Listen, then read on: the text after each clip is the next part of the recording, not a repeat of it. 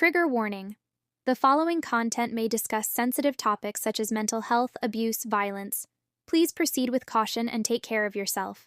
If you feel uncomfortable, it's okay to step away. Particularly this side of TikTok, because I just don't know whether it's the space for me or not, because I can't move in the way that a lot of people do move on this side of TikTok. Because for me, the easiest way is for me to rationalize things with a real life offline experience. You know, if I would do or say this on social media, would I stand up in the middle of Tesco's and tell Tesco's? Also, if that woman gets backlash, it's going to come back on this red as well. Yeah, Shah, I completely understand that. And I'm not shading this woman. I'm concerned for all people that feel comfortable sharing that level of trauma on TikTok because the way in which it's weaponized. I don't know whether this lady has the tools to be, and I'm not saying she's going to get a backlash. I'm not saying she is. This is just a generalized thing, but triggered by this woman and her sharing her story, right? I don't know that she's got the tools to deal with a potential backlash that she might receive off the back of sharing that story because of the way trauma is weaponized on Drama Talk. So, is there any consideration for that?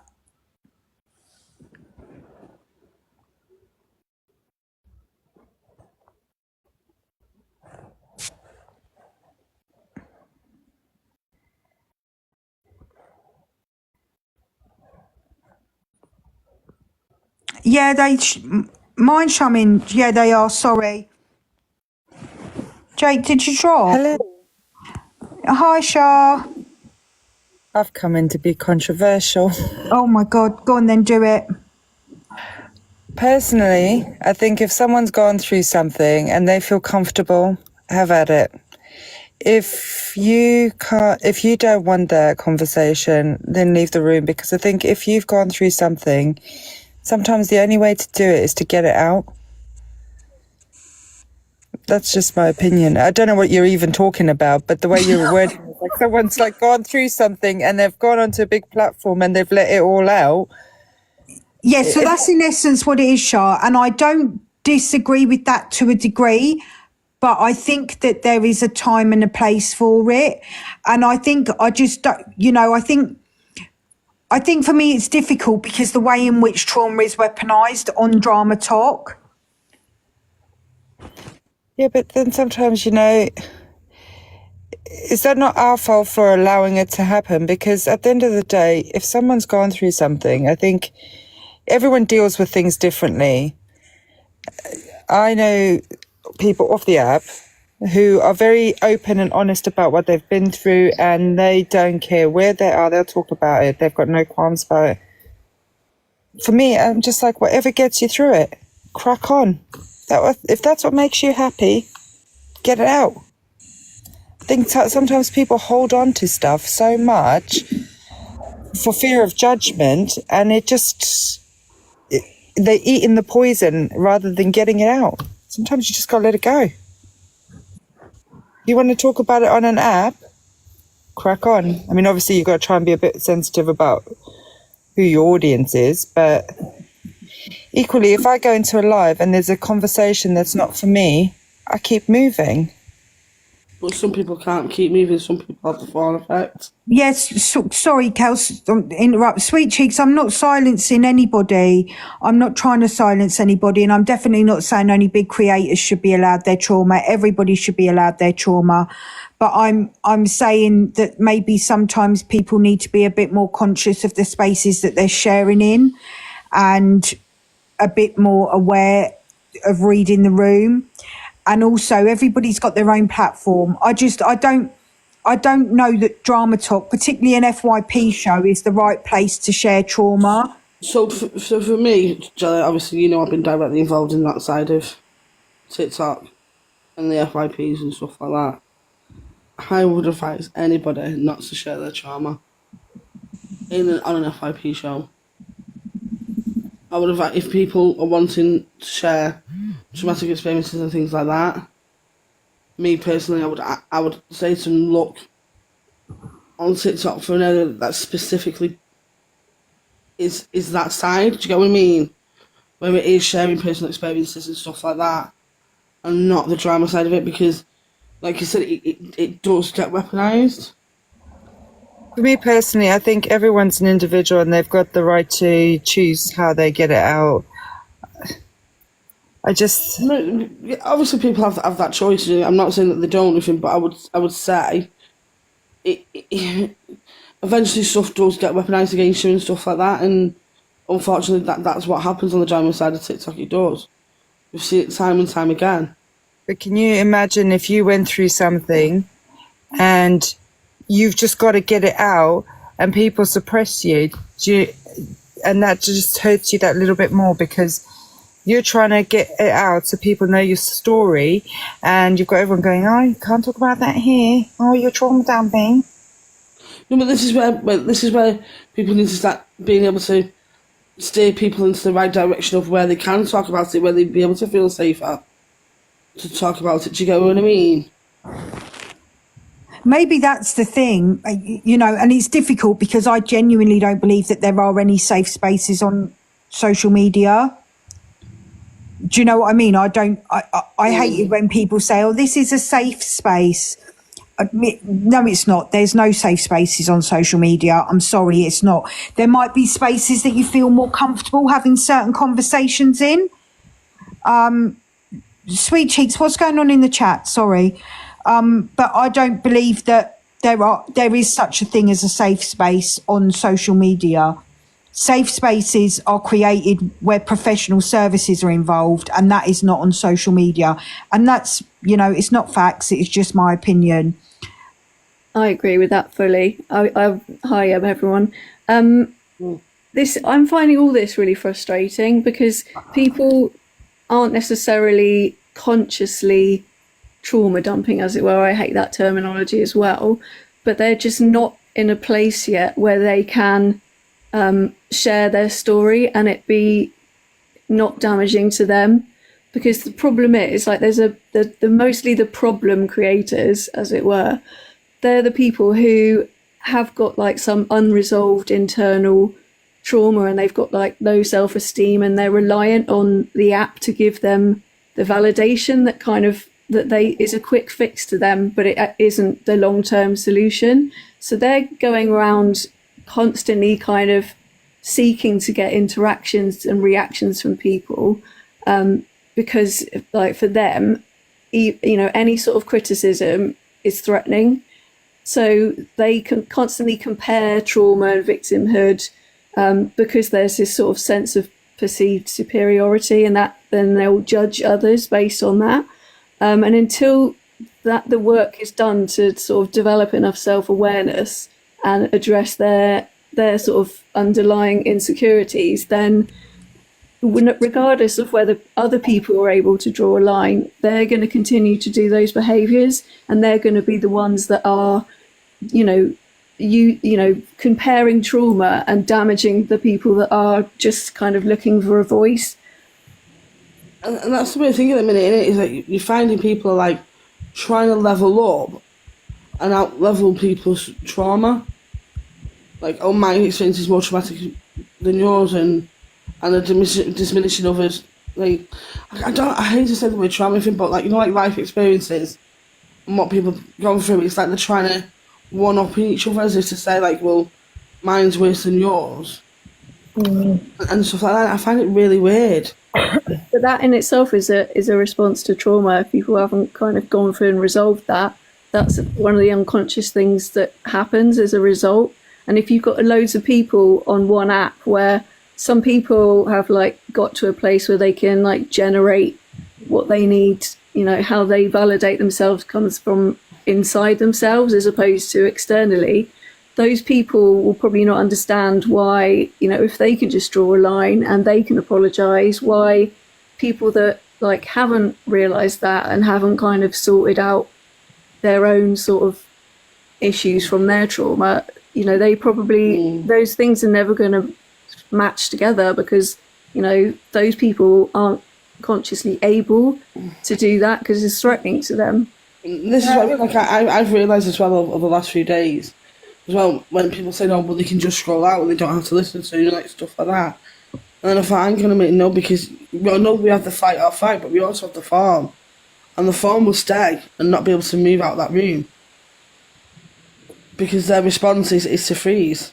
When I said that, I said I was referring to myself. I'm just saying for me, myself, that's how I deal with the app. No, I understand that, but what I'm saying is we have to take on board that it's not necessarily as easy for people just to, like for me, I could scroll on by, and leave. But there is people that will stay, and they'll be taken back to whatever experience that's been going on that triggers them in that moment. In that live. Do you get what I mean? And they won't be able to leave that live, even though they want to. They won't be able to leave because they're frozen into that situation. If that makes sense. I don't know if I'm explaining it right or not. That makes sense. I don't think it helps to for everyone to be apologising, like Frankie apologising for stuff from the past. That's like, it's not going to have any effect. It's literally just like shouting into the void, basically. And it just makes people, I wish people wouldn't feel like they needed to do that because it's not on them. It's about someone else that doesn't recognise their bad behaviour and is surrounded by yes men and people that enable them, that it's never going to change. So people have to stop kind of taking on the responsibility of stuff they can't control, because like we can't control anyone else's behaviour. Yeah. I just wanted to say quick, also what we've got to remember is not everyone is able to talk to people face to face. So I think sometimes it's easier, especially if they're not sociable people, for them to blurt their stuff out on an app where there's no faces, there's no personal connection, and no judgment. Yeah, well, there is. There's perceived no judgment, but there is. I know what you mean, Shah. So maybe that's their way of getting it out. And to me, I would never. I understand where everyone's coming from because everybody has different perceptions. But for me, I would never want someone to stop their voice from being heard, unless, of course, it's bullshit and lies. And if you were referring to Frankie getting up and apologising, I actually commended him for that. I think that was an amazing thing he done, to jump up and say, you know what, he's done what I've said. What's the difference? I think that was really nice to see Frankie doing that, although I do think he's a nice guy anyway. I thought it was really good for him to say, well, hang on a minute, we've done the same thing. It should be the same standard. I thought it was very nice of him. Yeah, but he had already apologised, and that's what I mean. Yeah, but he was saying, well, from what I heard him say is, well, what's the difference if he apologises and means it? To me, I've done what he's done and he's done what I've done. So why shouldn't his apology also be accepted? Yeah, it wasn't his apology. Sorry, Kels, it wasn't his apology therapeutic. It was when he jumped back up after that, when the point was made about if Zach apologised. Yeah, and would that be accepted? And it was said no. And then he jumped back up to say, well, then what was the point in, me apologising and Angie accepting it? That's what it was. It wasn't about the actual apology itself. Yeah, no, that's what I'm saying is there isn't any point. You can't compare the two because they're not, the intention isn't the same. So Frankie's intention, like he's taking it on as if they're sort of approaching it in good faith. And that's not going to happen because it's not in good faith.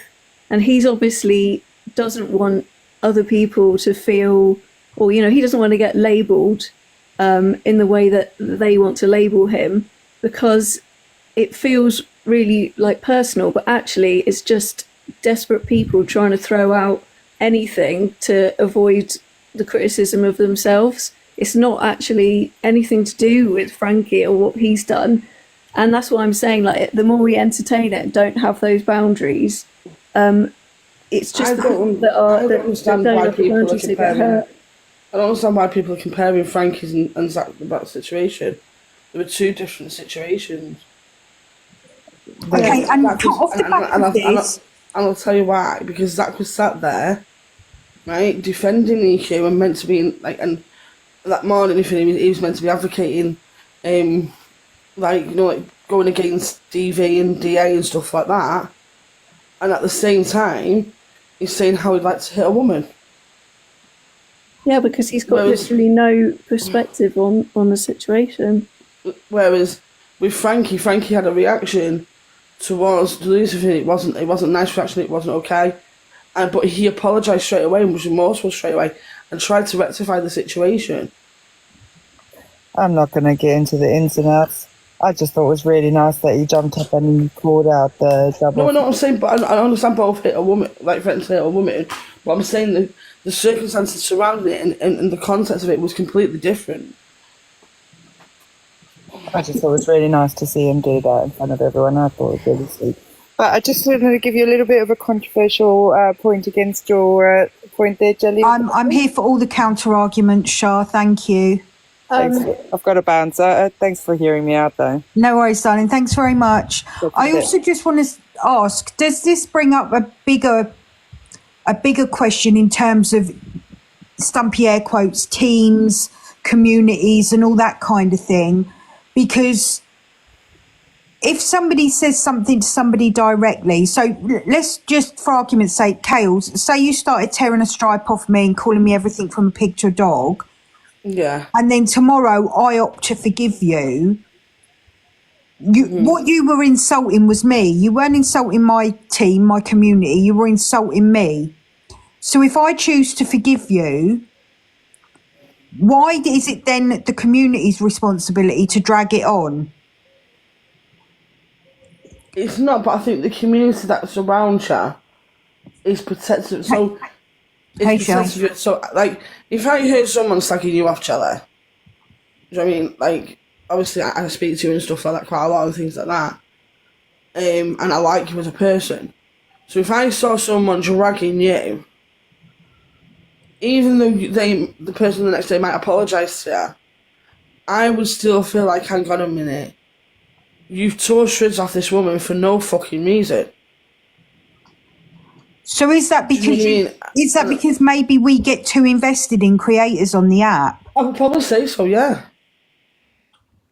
Sorry, Shah, you didn't. If you want a chance to speak, Shah, sorry, I'm talking over you. Feel free to jump back up. It's a herd like, look at the other day when he was there. Hang on, I can't remember who it was now. I think we all are, Gigi. I think we all are. I think it was it Deleuze when she was going on about Dave's community, and she was mocking him. Yes. And stuff like that, and then obviously she said what she said to Dave, and things like that. Now, me, if I'd have been part of his community and he'd forgiven her, I'd be like, well, hang on a minute, but she slagged all us lot off. Yeah, so that I get. Sitting with her. That I get, because obviously the slight was against the community. It wasn't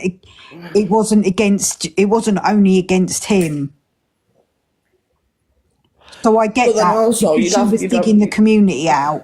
But then also on the flip side of it is, like, even if she wasn't digging the community out, she's still turned around and asked the creator, is he a rapist? I don't. And there'll be many people be like that, like, what the actual fuck? Like, we don't support you. We don't like you, do you know what I mean? And we're not gonna. Yeah, but then, do you know, as a part of that community, and I'm not a part of Dave's community, I watch him occasionally.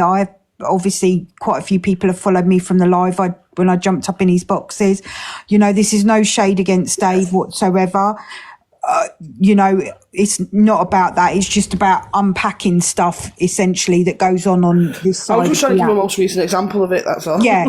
So my example would be, if I was a member of Dave's community, and in a sense, I would feel like Dave had allowed that to happen. Dave had allowed that person to not only dig out his community, but completely disrespect him. Yeah. and he then continues to go on live with that creator and battle that creator, as a member of that community, I wouldn't show my contempt for what was said by continuing to support Dave. Because that's then there's a boundary that you're just letting someone cross. That's what I mean. Like, see, for me, I'd walk away as well. Yeah. I would.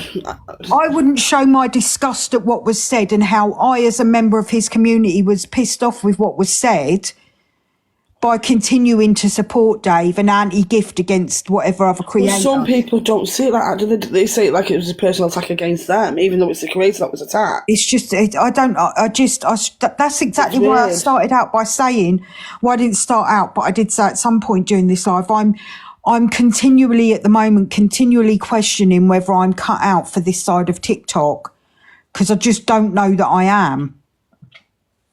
I think it's just because you've got a level of self-awareness that other people don't, and I know I'm always in boxes like you've got emotional intelligence, Jella. That's what it is. Yeah, and the thing is, hardly anyone else does. So like, there's a lot of groupthink that goes on. If someone's in like Team Angie or Team Dave, it doesn't matter what facts you present to them; they are going to want to be part of that group because that's what makes them feel good, right? So it kind of, they normalize negative behavior and it becomes more accepted within that group, and then it's like an echo chamber, and they're not going to question if someone else comes along and says, oh, this, that, or the other. They're still going to defend that person because they're stuck in that groupthink and that sort of herd mentality. So you know, I've walked away from that drama side of TikTok, Jella. Yeah. Try and avoid it like the plague. And I have to say, and I'm not even lying, I feel so much happier now that I'm away from the majority of it, and I'm not seeing the majority of it, than I have been in a while on TikTok. See, that's amazing, because it's like, you don't, I think people... No, but I was in the thick of it for a pretty thick one, Jelly. Yeah. Do you know what I mean? And I'm being serious, Jelly, I have, and I've said it over and over again. I felt much more calmer. I felt I can have a laugh, I can have a giggle. Nothing's dead serious. It's just fun. Yeah, and it's all right to like move on and be the person that says, okay, it doesn't matter whether these people apologize or forgive or whatever they're doing, you can still like move on regardless of whether you leave those people behind or not. Like and it's hard like at the time because you're sucked into this whole community. Like, at first I was really upset, like I was, and stuff. Do you know what I mean? But as time's gone on, it's been like I'm much happier, I'm much calmer in myself. I feel much lighter as a whole. Do you know what I mean? Yeah, but do you also acknowledge, Kels, that there will still be people that will hold you accountable for the actions that you perpetrated? Of course, and do you know what? And I hold my hands up. If I come across anybody that, like, I came across... And I'm not saying... So I'm not putting anything on the table. This is we see this happen all the time when people leave communities. I don't want to put it on live because I know she's in the comments, but she'll have experienced the same thing. Yeah. I think for me is I'll hold accountability for what I've said and done in the past. Do you know what I mean? And if I feel like I need to apologise for what I've done, I will apologise. And if a person takes that apology, that's up to them. Do you know what I mean? I don't expect people to take me apologies. And that because I'm an adult, some people won't want to take the apology. And other people will. Done the right thing, because it's like being in a cult, isn't it? Like you get brainwashed and you get sucked into, behaving like the other people in that cult are behaving. And then when you finally come out and like you can reflect on it and separate from the people that want to keep it going, then like you can take accountability. And you're right, it doesn't matter whether people accept that or not, because that's down to them. You can't control whether they accept it. It's the same thing with like addiction. I did a lot of horrendous things and said things, when I was an alcoholic, and part of getting out of that is you go through a lot of stuff where you have to say really difficult things and take accountability for them. And it's hard, but then you come out the other side and you realise that you don't need other people to validate that. You can just know that you've done the right thing that aligns with your values. That's what I mean, and I'm under no illusion that there's still going to be people out there that don't like me, and that's okay, because we don't like everybody. Do you know what I mean? But I honestly, Jelly, like, I felt it's felt completely different. Do you know what I mean? And Yeah. it, for me, like, I try and stay away from it as much as possible. It's been really hard this week, trying to stay away from certain, like, areas of it. Especially because I've had experience in them environments, you know, in the type of relationships and stuff. But I've still tried to withdraw from it and not try to get involved as much. It's difficult, and I get that. Not just you, Kels, just generally, it's difficult, you know. And this is what I always say. I sometimes feel bad when I talk on this stuff, because I get that I come from a place of privilege, and that's not saying that sometimes this app doesn't get to me, because it does. There are many times I have to leave lives because I'm getting rage baited to the point that I'm either going to jump in a box or poke my own eyeballs out. Do you know what I mean? Yeah. But I get that it comes from a place of privilege, because I can do that. My concern is for people that are in a space where they can't do that. But that's, I know, and this sounds really bad, and I don't mean it to sound like, but that really isn't your concern, if that makes sense. No, I know. You can't control what, like, other people are going to say or do. And no, and I know you can that. advise You know, people. and I'm not trying to take on everybody and their feelings, you know, equally, don't get me wrong. But that's in essence why when I question whether I'm cut out for this side of TikTok or not, that's my own counter argument to that, because all I hope is that sometimes maybe through the conversations that I had on my little platform, that even if it just helps one person open their eyes up, that then what I'm doing in sitting in this space is a good thing. Amen to that. Yeah, I understand exactly what you're saying, and I do. And, like, Jelly, you know I have so much respect for you. Do you know what I mean? I love you to bits. I think you're amazing. I genuinely believe that. But I think you need to put yourself first, and you need to sit back and think, where do you want to be on here? Do you know what I mean?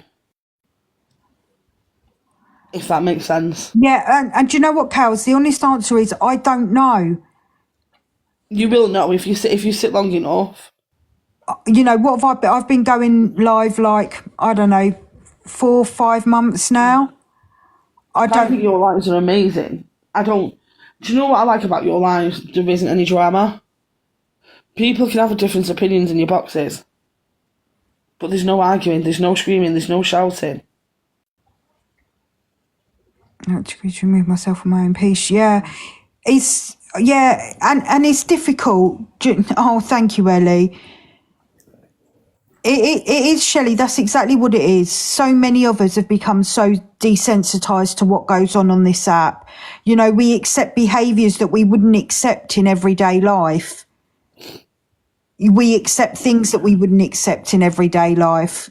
No, don't worry, life. I'm not going to stop. I just sometimes question, you know, where I sit on this app. And because I'm not, I don't want to say balls deep, because that's the wrong analogy to use, but I'm not balls deep in the drama. I love drama talk, but I'm in a position where I'm able to dip in and out of it, which I get, again, for me, I acknowledge my privilege in that. With you, Jelly, I feel like you're an impartial voice. Yeah, but that's not always appreciated, is it, Kels? Because people go, oh, you're Switzerland. Do you know what I mean? Oh, you've got splinters in your arse because you sit on the fence. I don't. No, because you still have your opinion. I don't sit on the fence. I just don't see the point in. I just don't see the point in it. With you, Jelly, right, is you will have the discussions and stuff like that, right? And like I said before, there can be people in these boxes that won't be agreeing with each other. but it's calm, it's at a level, there's no screaming, there's no shouting over each other, and you won't allow that on your platform. No, because it doesn't, for me, it doesn't lead to resolution, Kels. But then I question that because the whole essence of Drama Talk is not resolution. Drama Talk doesn't want resolution. We've literally witnessed that this morning. Drama Talk doesn't want resolution. Gigi said, stay true to yourself. Do what you're doing yourself. But also, Drama Talk's not one big monolith, so that's why. Therapeutic, you've been in it as probably a fair bit to know that I say this all the time. It's something that grinds my gears is when people on Drama Talk about how they've taken over the entire app. There's 23 million UK TikTok users the last time I checked. Your room with 1,000 or 2,000 people in is not the entire app. Calm your tits. Being TikTok famous is like being Monopoly rich. It's a moot point. It's redundant. Shut up. Get in the bin. Do you know what I mean? It's just not... Yeah. It's not it. You haven't taken over the entire app. Yeah, you might have affected a lot of people, but it's not the same thing as taking over the entire app. It's like when people say, "Oh, you're irrelevant. You're irrelevant." Like, I mean, no one's irrelevant, are they? Like you, Jelly, you've got that ability to reflect on what's going on rather than just going hell for leather on emotional, impulses, and that gives you a lot of power, and it's a good thing. Although it's difficult to go through, it's actually a really good thing to be able to do. And you can hold discussions, Jelly, right, and you're not adding fuel to the fire. If that makes sense. Yeah, do you know what I think it is? And again, it's something that I say I don't know how I've moved on to this topic. Sorry, I feel like I'm doing an FY Me show, not an FYP. I've turned it into an FY Me. Let's all talk about me and how wonderful I am, which isn't my intention, by the way. We're not saying that, but what I'm saying is in your room as a whole, and you as like, obviously you're the host, do you know what I mean?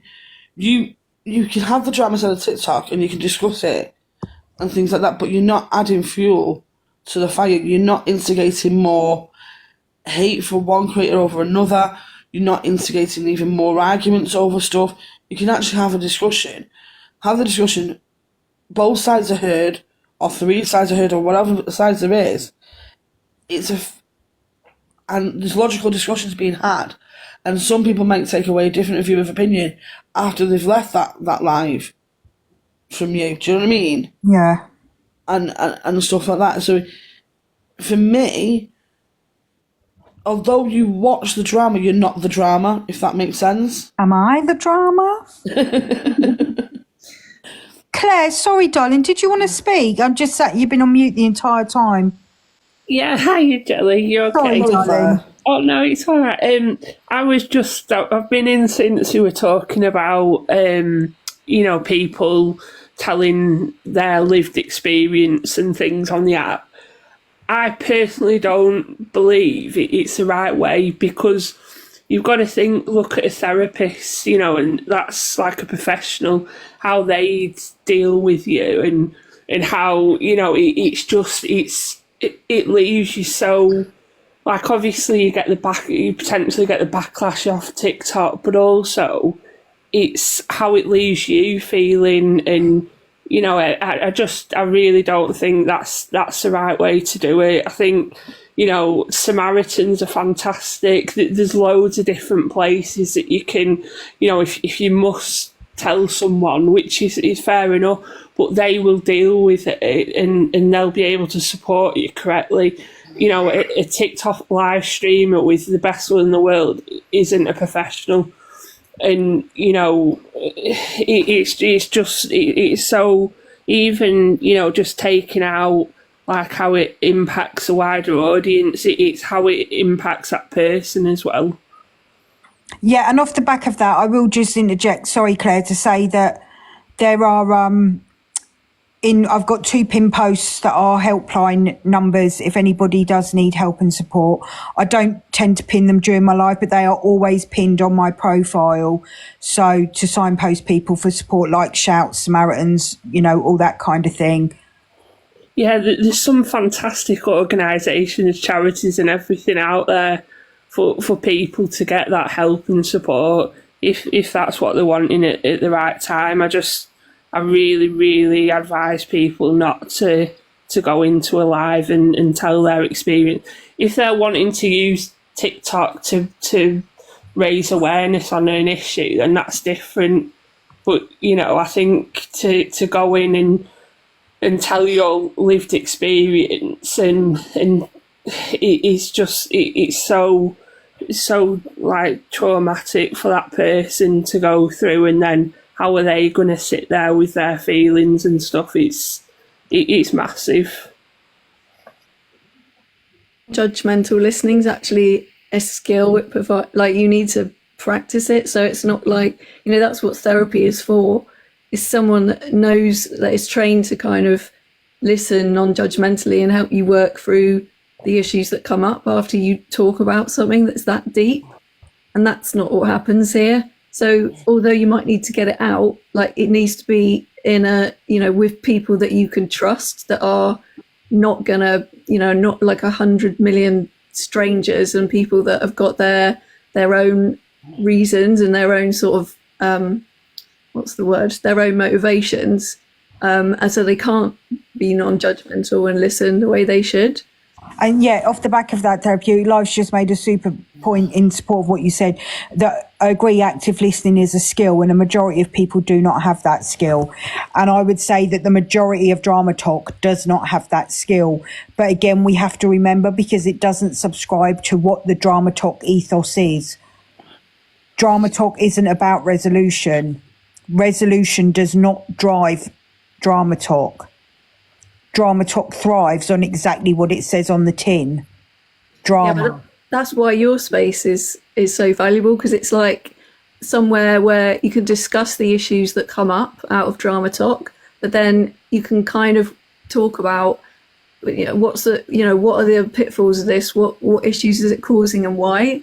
And like for me, because I've got a background in psychology, it's really important to understand what drives all these things. And then once you kind of have that understanding, it kind of it demystifies things and makes you sort of get that distance, so you don't sort of take it and put it internally as a criticism of yourself, or to think there's something wrong with you. And then like it's like when you once you start to understand the reasons that your own behavior happens, that's the first step in the process to working through it. So it's like this huge big group of people that are all like either going through that process or not going through that process, not even realizing they need to go through that process. So it's like a whole bunch of things all thrown in together. Whereas if you can have like a discussion and talk through, you know, what might be driving it, and, you know, what can we get out of this that's positive? How can we kind of use it to, even if it's just about we grow as people ourselves and whoever's in this room might get something out of it, then that's at least something positive to come out of it. Maybe that's what we need. We need a space to be able to unpack stuff. I think this is what I'm saying.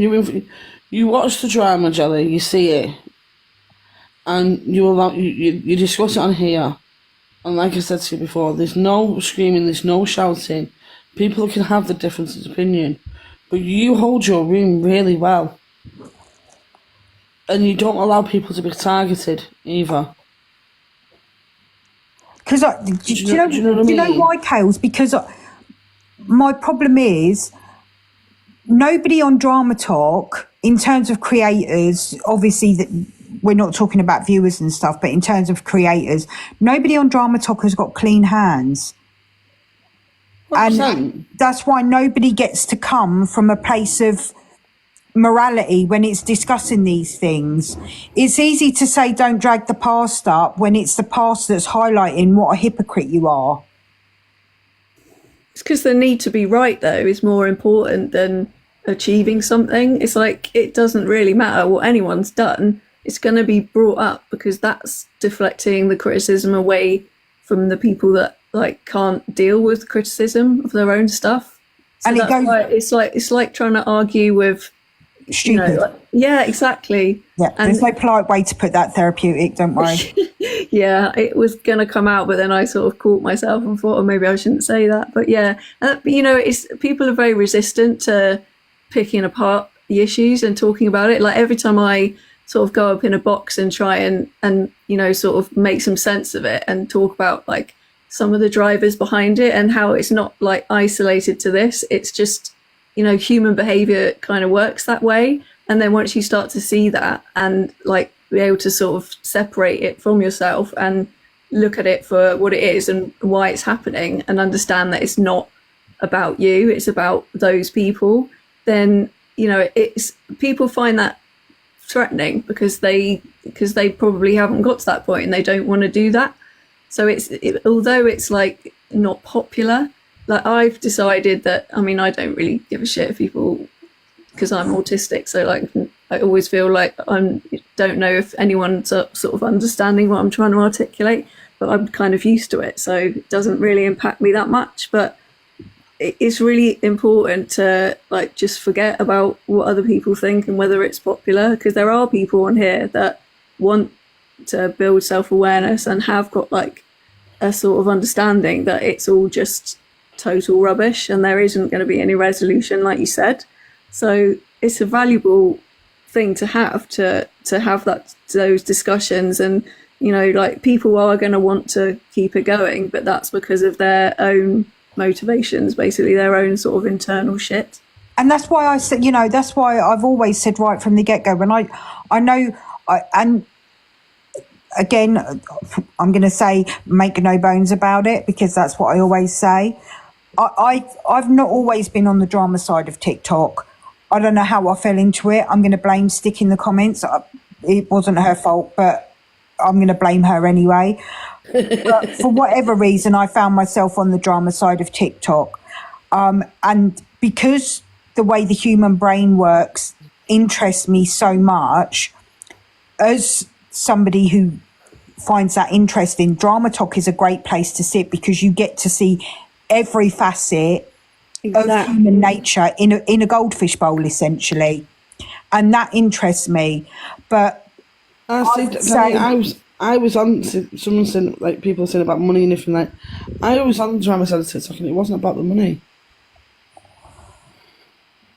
Well, heaven knows. Money's validation, isn't it, as well? Like being rewarded in any way. But for me, it wasn't, like, I had a friendship, do you know what I mean? And that's how I got into it, do you know what I mean? And how I got into it deeper, to be fair. So I would say before I was on Drama Talk, I did lives. It wasn't that I'd never gone live before I was on on Drama Talk. I'd done lives. I'd just done like little get readies with me, or just have a chat and chill with 2 or 3 people while I was doing my hair and makeup to do some content, because obviously my clothing content and stuff was what I did before I was on Drama Talk. And then obviously I gained followers through being in people's boxes, whether that's Miss Red or Angie or whoever's boxes it was I was in. And also, obviously, like I said before, when I jumped on with Dave, I a few followers then. But when I decided, there was actually a thing, I am a clout chaser, Ellie, so go away. There was that thing that whole kicked off with Zach, and I'm not shading him, this is just explaining how my journey to going live started. When, thank you, Cockapoo, when Zach kicked off about, made a couple of ableist slurs, and there was a discussion in Miss Reds and somebody saying there wasn't spaces for people to talk about it. So off the back of her live, I fired up a live and we were all talking about it. And then I started hosting lives more regularly and holding lives more regularly. And I like holding lives. I also find, I get to learn about other people. I get to speak with other people. And also sometimes I use it as a mechanism for not jumping in a box and giving an unsolicited opinion, because I acknowledge that sometimes it's like trying to, throw a chipolata up the Albert Hall. It's completely redundant, because people in these spaces don't necessarily want sense and logic. They want the drama. And like we've said, I don't always bring that. I don't have divisive opinions, because I think it's very hard to have divisive opinions on Drama Talk for the reason I said, everybody's done wrong. So you can't stand hard for somebody against somebody else when they've done the same thing. But I got backlash why am I? Obviously, I got given a platform by somebody. I didn't. Whatever platform I get, I've worked my arse off for. Yeah. And I've made my own way for. I didn't get given a platform by anybody, and I haven't used anybody for a platform. I got told that I should essentially, in stumpy air quotes, hi Smiley, pledge allegiance to that person. Well, here's another news flash. I've said it before and I'll say it again. I'm team me. I'm not team anybody. I'm team me. I will go where I want. I'll go in what spaces I want. Absolutely. I will sit around everybody and anybody. I don't judge people by what they said 3 months ago or 6 months ago or a year ago. I judge them by their continuation of that behaviour. This is what I mean, like, over the last few weeks, Jelly, and you would have seen it, if in, like, I don't feel like I'm the person that I was, Hi, Lise. like, even a month ago. Do you know what I mean? Yeah. Like, since coming away, anything, like, and I've said before, anything, like, I can't believe I sat there and was involved in all of that type of stuff. Because, and in a way, I kind of feel disgusted in myself that I allow myself to become that person. Yeah, but If that makes sense. Do you know what I mean? anyone can get, that can happen to anyone. It's not some weakness in you. It's just quite a normal. We've got certain things that we're programmed to do as humans, like to look for groups, and we sort of prioritize being in those groups above what those groups are doing. So when you wake up from that, you have to go through this weird transitionary period where you reflect on everything that you've done, and it's quite hard to forgive yourself and to find people that will listen and kind of realize that getting out of it and sort of being able to say that was wrong there's so much power in that. No matter how hard it feels, once you've gone through that transition, it's a lot easier to kind of have confidence in living your own values, if that makes sense. Yeah, but I also know as well that I won't allow myself to become that person again. And don't forget, TikTok's set up for a team, isn't it? Everyone join my team, and you want to be accepted, don't you, as a human? So it's completely normal. Well, for me, like, I'm like, so I'm one of the people, me, like, if you're my friend, you're my friend, and I'm extremely loyal to you. Do you know what I mean? And stuff like that until like whatever happens, or do you know what I mean? If you're for whatever reason, do you know what I mean? Real friends can challenge their friends though when they think they're doing wrong. But then like obviously, like I cut myself away from certain situations, stuff like that.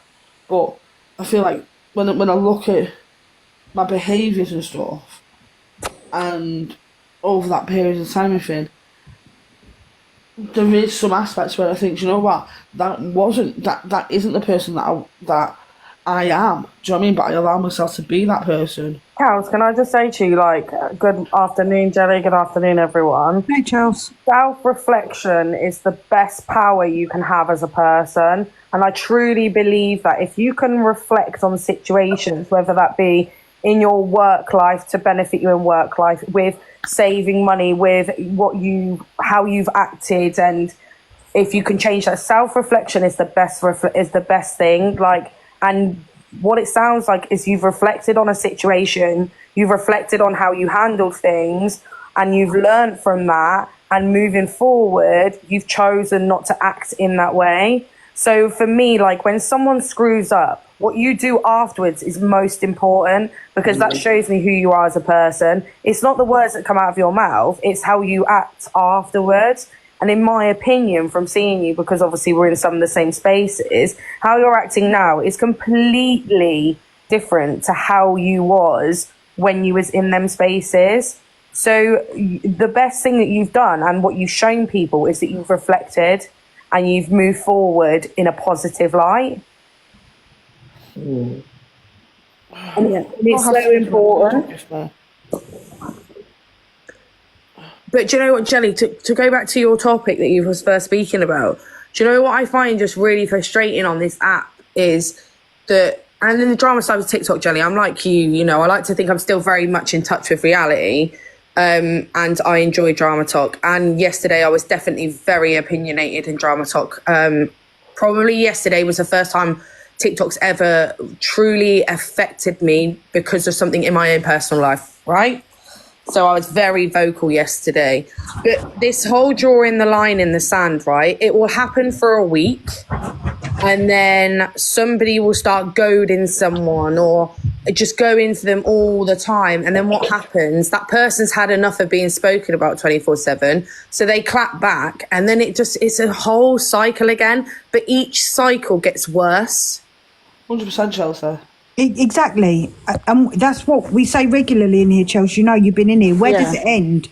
I think it's going to end with someone getting hurt. I'm not even going to lie to you, Jelly. What's the end goal? There isn't one, I don't There think. isn't an end goal. And do you know what worries me? It's not.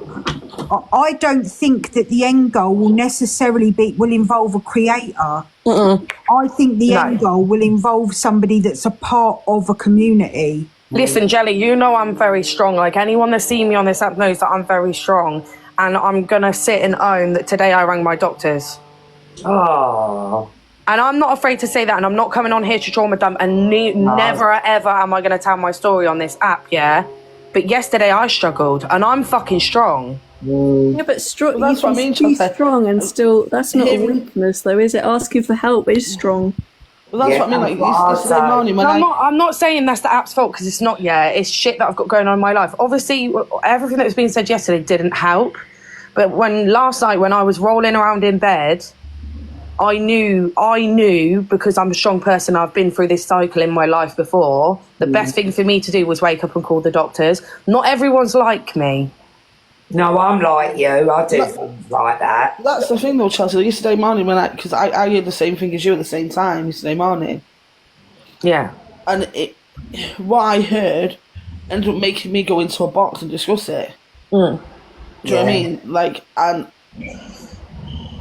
like say like, no, it's fucking wrong. Do you know what I mean? Like, you can't be fucking doing that. Do you know what I mean? And you've put people in danger and bad, whatever. Do you know what I mean? And then Frankie rang me. Yeah, you know Frankie, don't you, Jella? Yeah. Frankie rang me and she went, get out. The thing is, I know what Dora, I know what you're saying, right? Don't jump in boxes. And I agree with you. Yesterday, I shouldn't have allowed my emotions to take over and jump in a box. That's fine. But that, again, that's self-reflection, right? Yesterday, when I jumped in the boxes and I had my opinion, and when it went on for so long and it was drilled into my brain, it's not until after the action, after something happens, that you always you necessarily realise, actually, that's impacted me more than I anticipated it to. So it's all good and well saying to people, but you shouldn't do this, but you shouldn't do that. But sometimes it's not until something happens that you actually realise, hold up. And that's, again, where you then self-reflect and you realise. Sorry, darling, can I just interrupt for 1 second? Dora, can I just ask, I'm generally not a problematic person, but can I just ask, is your issue in people in general not protecting their mental health by jumping up in boxes, or is your issue having a dig at Chelsea? Because, and how you answer that will depend on how it goes forward, let me tell you that. Because, so your issue is with people in general, despite the fact that you're digging Chelsea out? Yeah. Go fuck yourself. There you go. Don't worry about protecting your own mental health, Dora, because I'll protect it for you. Goodbye. That's there the you thing, have Jelly. Like, classic protection, everyone. I know. It's all right, babe. Like, I don't think people realise that when they say these comments, well, don't do this or don't do that. But it's not always. In the moment I jumped in the box yesterday and I had my opinion on things, that wasn't a moment where my mental health was struggling. It's afterwards. No, it's the actions afterwards. Yeah, that when you've got time to me. decompress and reevaluate what you've done. When you come away, this is the thing, Kelly, what people don't realise is, right, when you are, it's like work, right? I can throw myself into work and I can forget about my personal life and what's going on and what's upsetting me because I'm so concentrated on work, right? I'm focusing on my job. It's the same as when you're interacting with people and you're having conversation. It takes your mind off of your personal life. It's not until you get in bed at night and you're on your own and you switch your phone off that your brain then goes into a completely different cycle. And that's what people need to realise. It's all good and well saying, don't do this, don't do that if you've got mental health and this, that and the other. It's not until afterwards that you realise it's impacted your mental health. When you're in the thick of it, you can't see the wood through the trees. It's only when you've got 5 minutes to decompress that you then start reevaluating your choices during the day. And I've done it before, you know, even when I've jumped up in a box or whatever. And it's not even the day, you know, to the night. It'll be literally as soon as I've got down from the box, I thought, why did I do that? Listen, Jelly, if we could all fucking predict the future, right? Everyone's mental health would be in such a better place. Let's be realistic, because you don't know what the next minute is going to bring in your life. And also, let's not forget or underestimate the fact that mental health and mental illness are two different things. Oh God, yeah, that's my. Yeah. It is weaponised in such a wrong way on this app that it makes people blur the two lines. They are two different things. Everybody has got mental health. Not everybody has mental illness. Exactly. Thanks. And this is what I mean, like yesterday morning when Frankie rang me, she saw that I was triggered. Do you know what I mean? I didn't see it. Do you know what I mean? I just saw that this thing had pissed me off. You know what I mean? And it really fucking got to me. But I didn't. But Frankie saw it and she rang me and she was like, "Get out." And that's the other thing, Kels. Like outside, isn't it?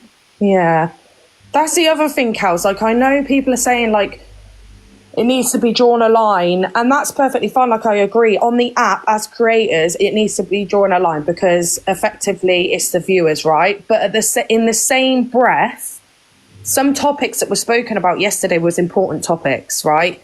DV is important and it's going up and it's rising and it should be spoken about. It should be highlighted. How people do it. Yeah.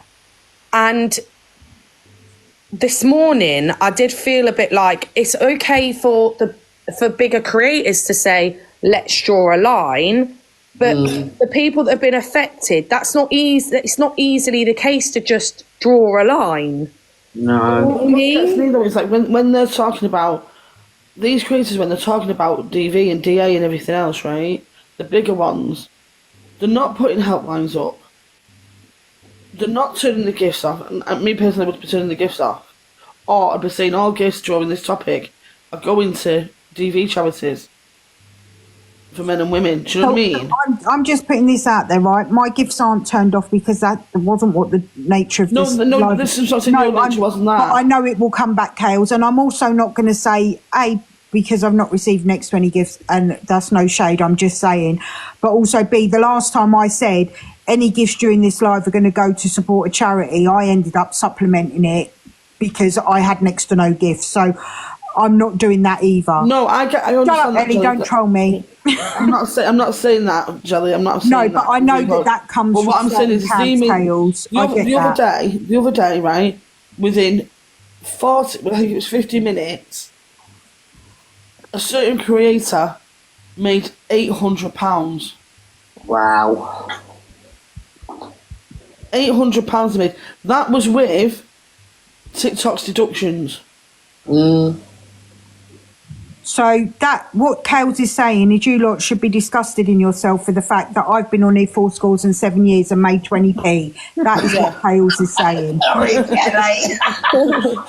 but do you know what I mean? Like if you're going to be if the main creators are going to be discussing stuff like that, right? If you're going to keep your gifts on, then go and give it to charity, right? Make sure you've got numbers up there for people to Don't charity begin at home, Kels.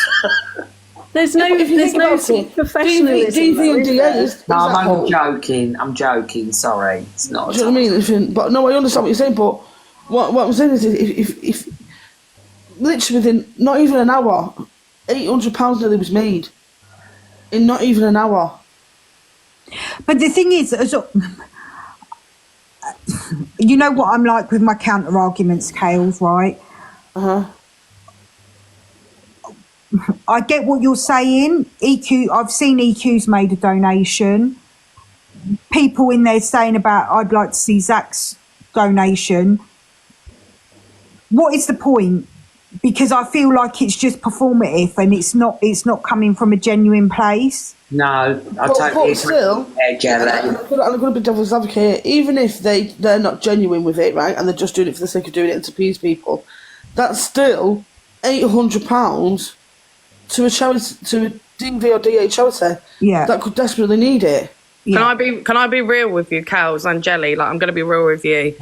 If you actually look at the percentage of money that goes to actually the need of a charity, you might change your opinion. I know what you're going to say, Chelsea, because it's the reason I don't donate to it's the same charities. It's the same as me. Like, I'm not, I honestly I'm not saying, I'm not saying no, I know what you're saying. Mainstream one.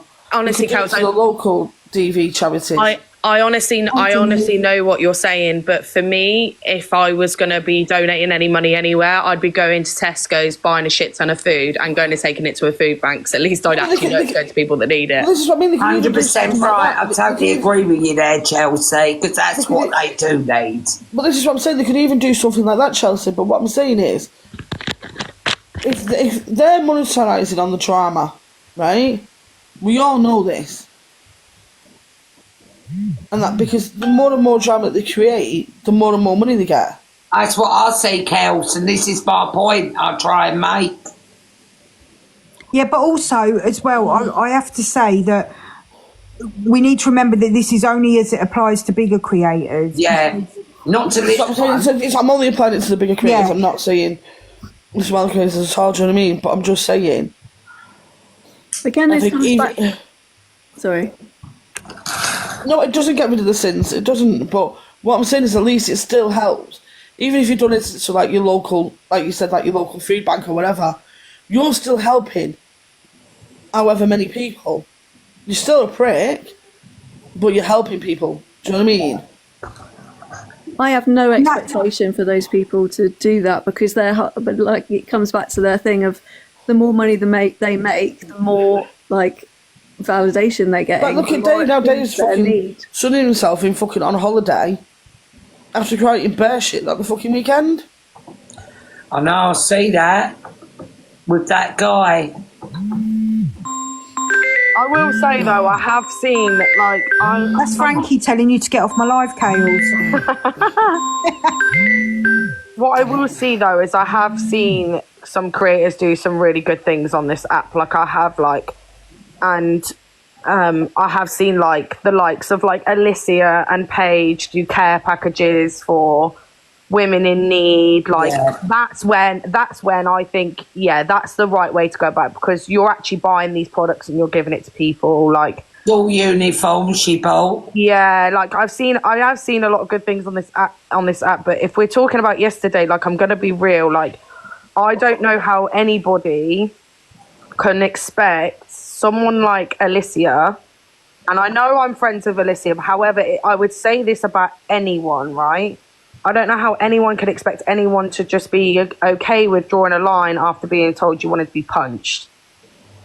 Yeah, he said that, didn't he? The other guy. I'm not going to mention. And this is what I mean, Jelly. Like, it's all good and well for some of the bigger creators to say, let's draw a line, but you can't just say, okay, I'm going to draw a line even though someone threatened to punch me. Do you know what I'm saying? Like, you can't tell her that she has to draw a line. She's been threatened to be punched. Do you know what I'm saying? Like, she's a single mum of 3 kids. But then my perspective on that, how you rise to it is up to you, because this guy, as they say, is a big creator. I'm one of them. I hate using that word. But they say things like that for reaction.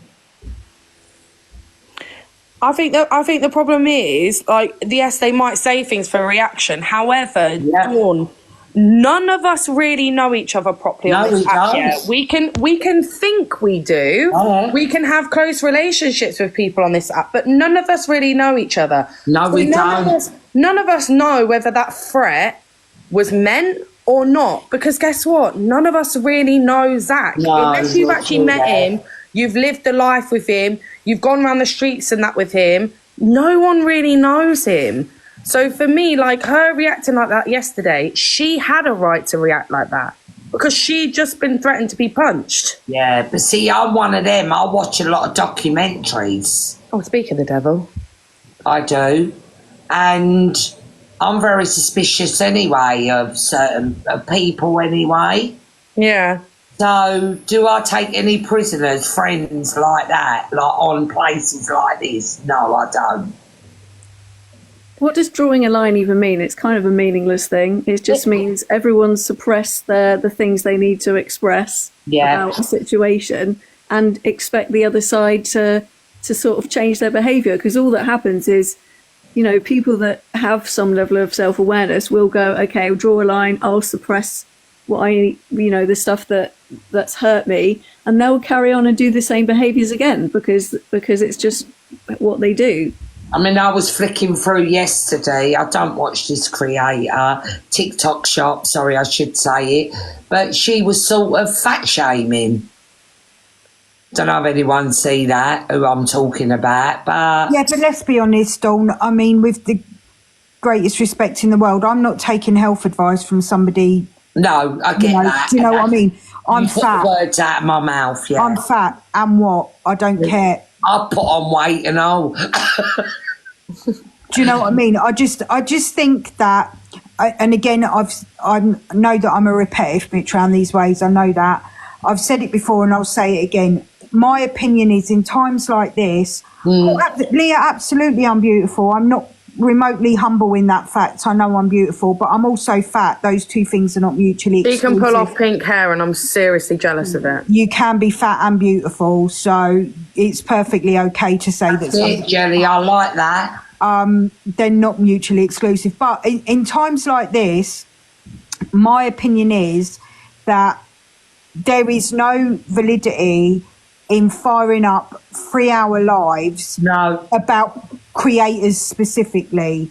Your strength as somebody that's in a position of privilege to host boxes and a room is to amplify and validate the voices of victims and survivors. But what I'm saying, Jelly, there could have been someone in her room that's so obsessed of losing weight,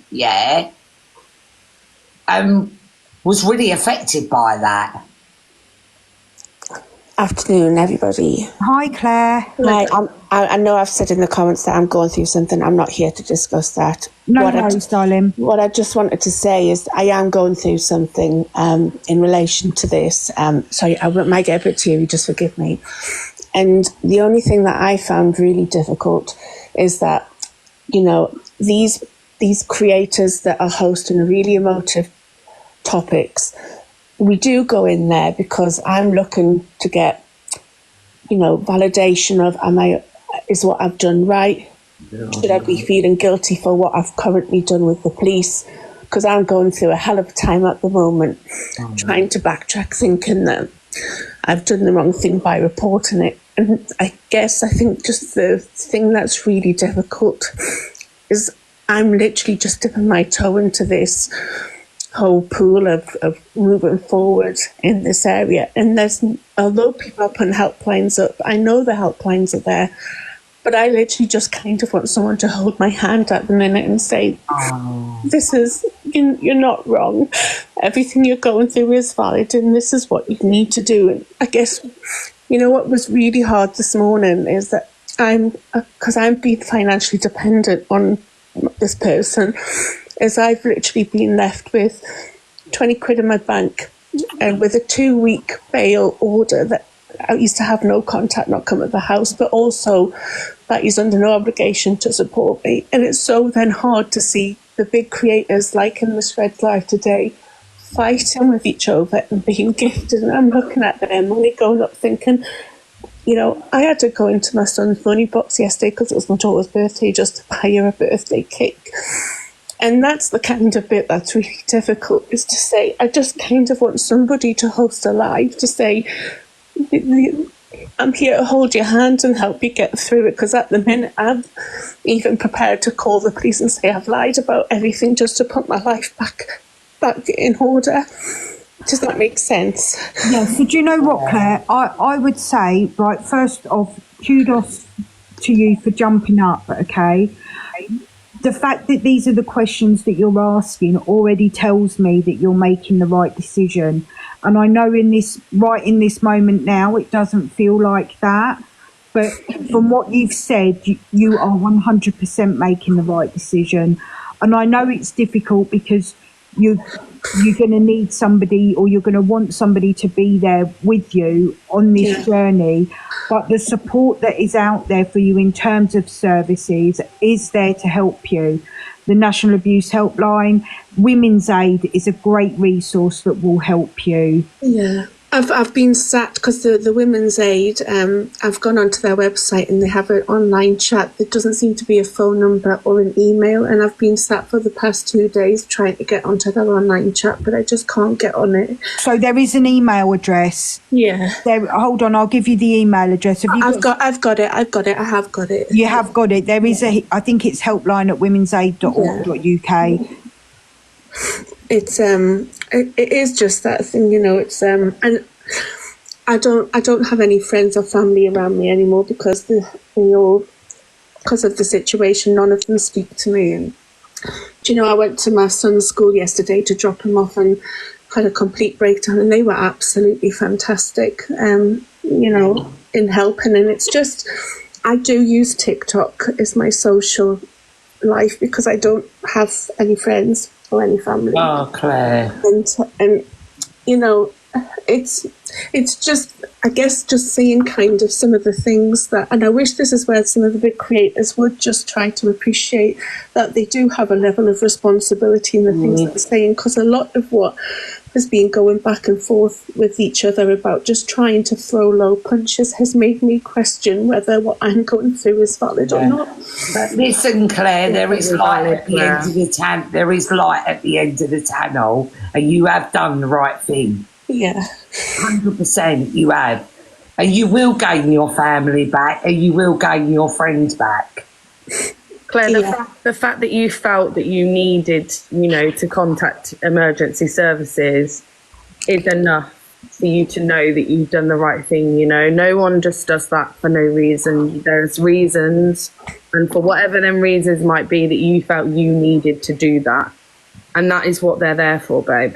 I know. Yeah, I just jumped up to them. Oh, sorry, Hayden. I'm just, you know what it is? I'm just so scared because he was all I had, and now I'm just kicking myself. Hi, Jelly. Can I talk directly to Claire, please? But can you give 2 seconds just for Hayley to? Sorry, of course. I just wanted to offer Claire some support. Obviously, I've been exactly where you are through the whole court process, the police, and if you just message me after the live, I'd like to help you financially a little bit for your children as well. And obviously, that's the side of outside of this. But any support you need, obviously, I'm into contact with the services as well. And if I can help you in any way, even just kind of explain what will happen next and stuff, I'd love to do that. Like, obviously, I've followed you now, so you can message me directly. Thank you, Hayley. And we'll do it off the app because I didn't need to talk about that on here. Thank you so much. Thank you, Hayley. Claire, the one thing we can do on here that doesn't even involve anyone sort of talking about specifics of their story is to help you understand that you're not alone, to kind of get rid of that isolation. Because, even if you don't talk about any of the specifics, just knowing there are other people that understand can really help. And hopefully, it breaks my heart to hear. I think that's the problem, isn't it? It's so heartbreaking to hear other women going through the same thing that you've been through. And, because they're so, Hayley, I know you were talking about the stats the other day, because it's such an issue and it's so close to the surface for so many women. I think that's why that level of emotion, it almost sort of breaks everything, because it's so difficult. Massive statistically, but personally it can feel really alone. So many women are going through it, but we're all keeping we feel ashamed, we're not talking about it. The court process is scary, man, and no matter how strong we are in that moment, we just feel like the world's against us. It's the unknown as well. So sometimes just for Claire to have someone to come to and say, look, I've got this happening tomorrow, what does this meeting involve and stuff, and just have to support her without having to be on the app or in boxes or everyone making massive gestures. Like, I'm quite happy to do it off the app and just make sure that you and your kids are okay for the moment. You're 100% doing the right thing to keep yourself safe. That's a priority for you and your children to be safe. Yeah. And as a woman who've just come out of a refuge, like, it does get better, and one day you'll look back and think, oh my god, like, in that moment I made the really good choice for myself and my children. But it's scary. It's really scary. It is. It's you know, it is. And I think, and I understand, because I do it myself. I host mental health lives, and I understand people saying, you know, well, you shouldn't watch these lives, you should jump out of them. But I've been sat here since the weekend watching these just to try to see if, you know, if there's somebody else who, you know, is going what I'm going through and can just reassure me. And so by proxy, though, then we see how quickly the lives can suddenly nosebomb and dive in a different direction. But I'm not saying it's affected my mental health in that way. I'm in control of that. But I just wish that some of the bigger creators would just understand and realise that actually they need to be a lot more responsible in what they're saying, and not you know, make claims about such emotive subjects just because they've experienced one thing or another. Because actually there was something one said yesterday that totally curveballed me into thinking that this has all been my fault and I've had to just behaved and done this and this. And that threw me yesterday, and that's kind of that whole... It's not your fault. I get what you mean. We have creators today, all of us kind of, and I've tried not to do it, but we need to understand that every time we speak, that we have followers and people in the live who are responsible for their emotions, their feelings and their trauma as well, and they need to have a voice in the matter. And, you know, some throwaway statements like, oh, women are weak, or if he doesn't hit you, it's not abuse. Like, those things change lives in the comments. People are watching, looking for us to say the right thing, and it's really, really scary today, some of the things that have been said. And I wonder if women like you impacted. Sorry, Hayley, I jumped up in Alex's this morning and said this exact thing, right? So these creators and need to remember that when they're going at each other, it's not the other creators that take something from this. It is the people in the comments. Do you know what I mean? For them, they're just, you know, tit for tatting back and forth in. It's the people in the comments, the viewers and the gifters that are the ones that are taking from this in a way that they're not. Because they're the ones that, with the greatest of respect, they're the ones that go to bed at night having made £200, £300, £400, £500, £600, £700 off the back of their beef. And there are people in their communities that are experiencing real things, and it's not the creator. I'm not saying the creators aren't affected by it, because I know that they are. We've witnessed it this morning, but they're not. They're affected in a different way to how their community can be affected, and we witnessed it this morning. And Claire being brave enough to jump up and share her story and how she's experiencing it in real time is the counter effect of that. But, and sorry, did you want to address Claire? Thank you, Hayley. Thank you, No Hayley. problem. Message me afterwards, Claire, and we'll sort something out. I will do. Thank you so much, Hayley. No problem. Thank you, Jelly. Yeah, Claire is just another person to connect with. So I've been in your situation previously. I also remember quite vividly how daunting it was. And at that time, I was completely isolated. I was without a vehicle. I wasn't talking to friends and family anymore because of the manipulation that had gone on. I really was on my own, and Women's Aid were absolutely incredible. And I would suggest for anyone that's listening as well that they're just happy to listen. If you call up their number, there's something about a stranger listening to you who will tell you, I didn't know that my partner threatening to unalive themselves was emotional abuse. I didn't know that. I did not know that. I thought that maybe it was because he drank and took drugs on the weekend that he was a violent person, and they myth busted that for me and said, no, if that was the case, then our pubs and clubs would be a nightmare every single weekend. Alcohol and drugs do not make people violent. Okay, so I think there's something about talking to professionals where I just got so much validation from, I've been where you are, Claire. Please know, right, that if there's a woman listening to this and they're thinking, is this abuse? It probably is. Yeah, if you're thinking it, then it is. Yeah.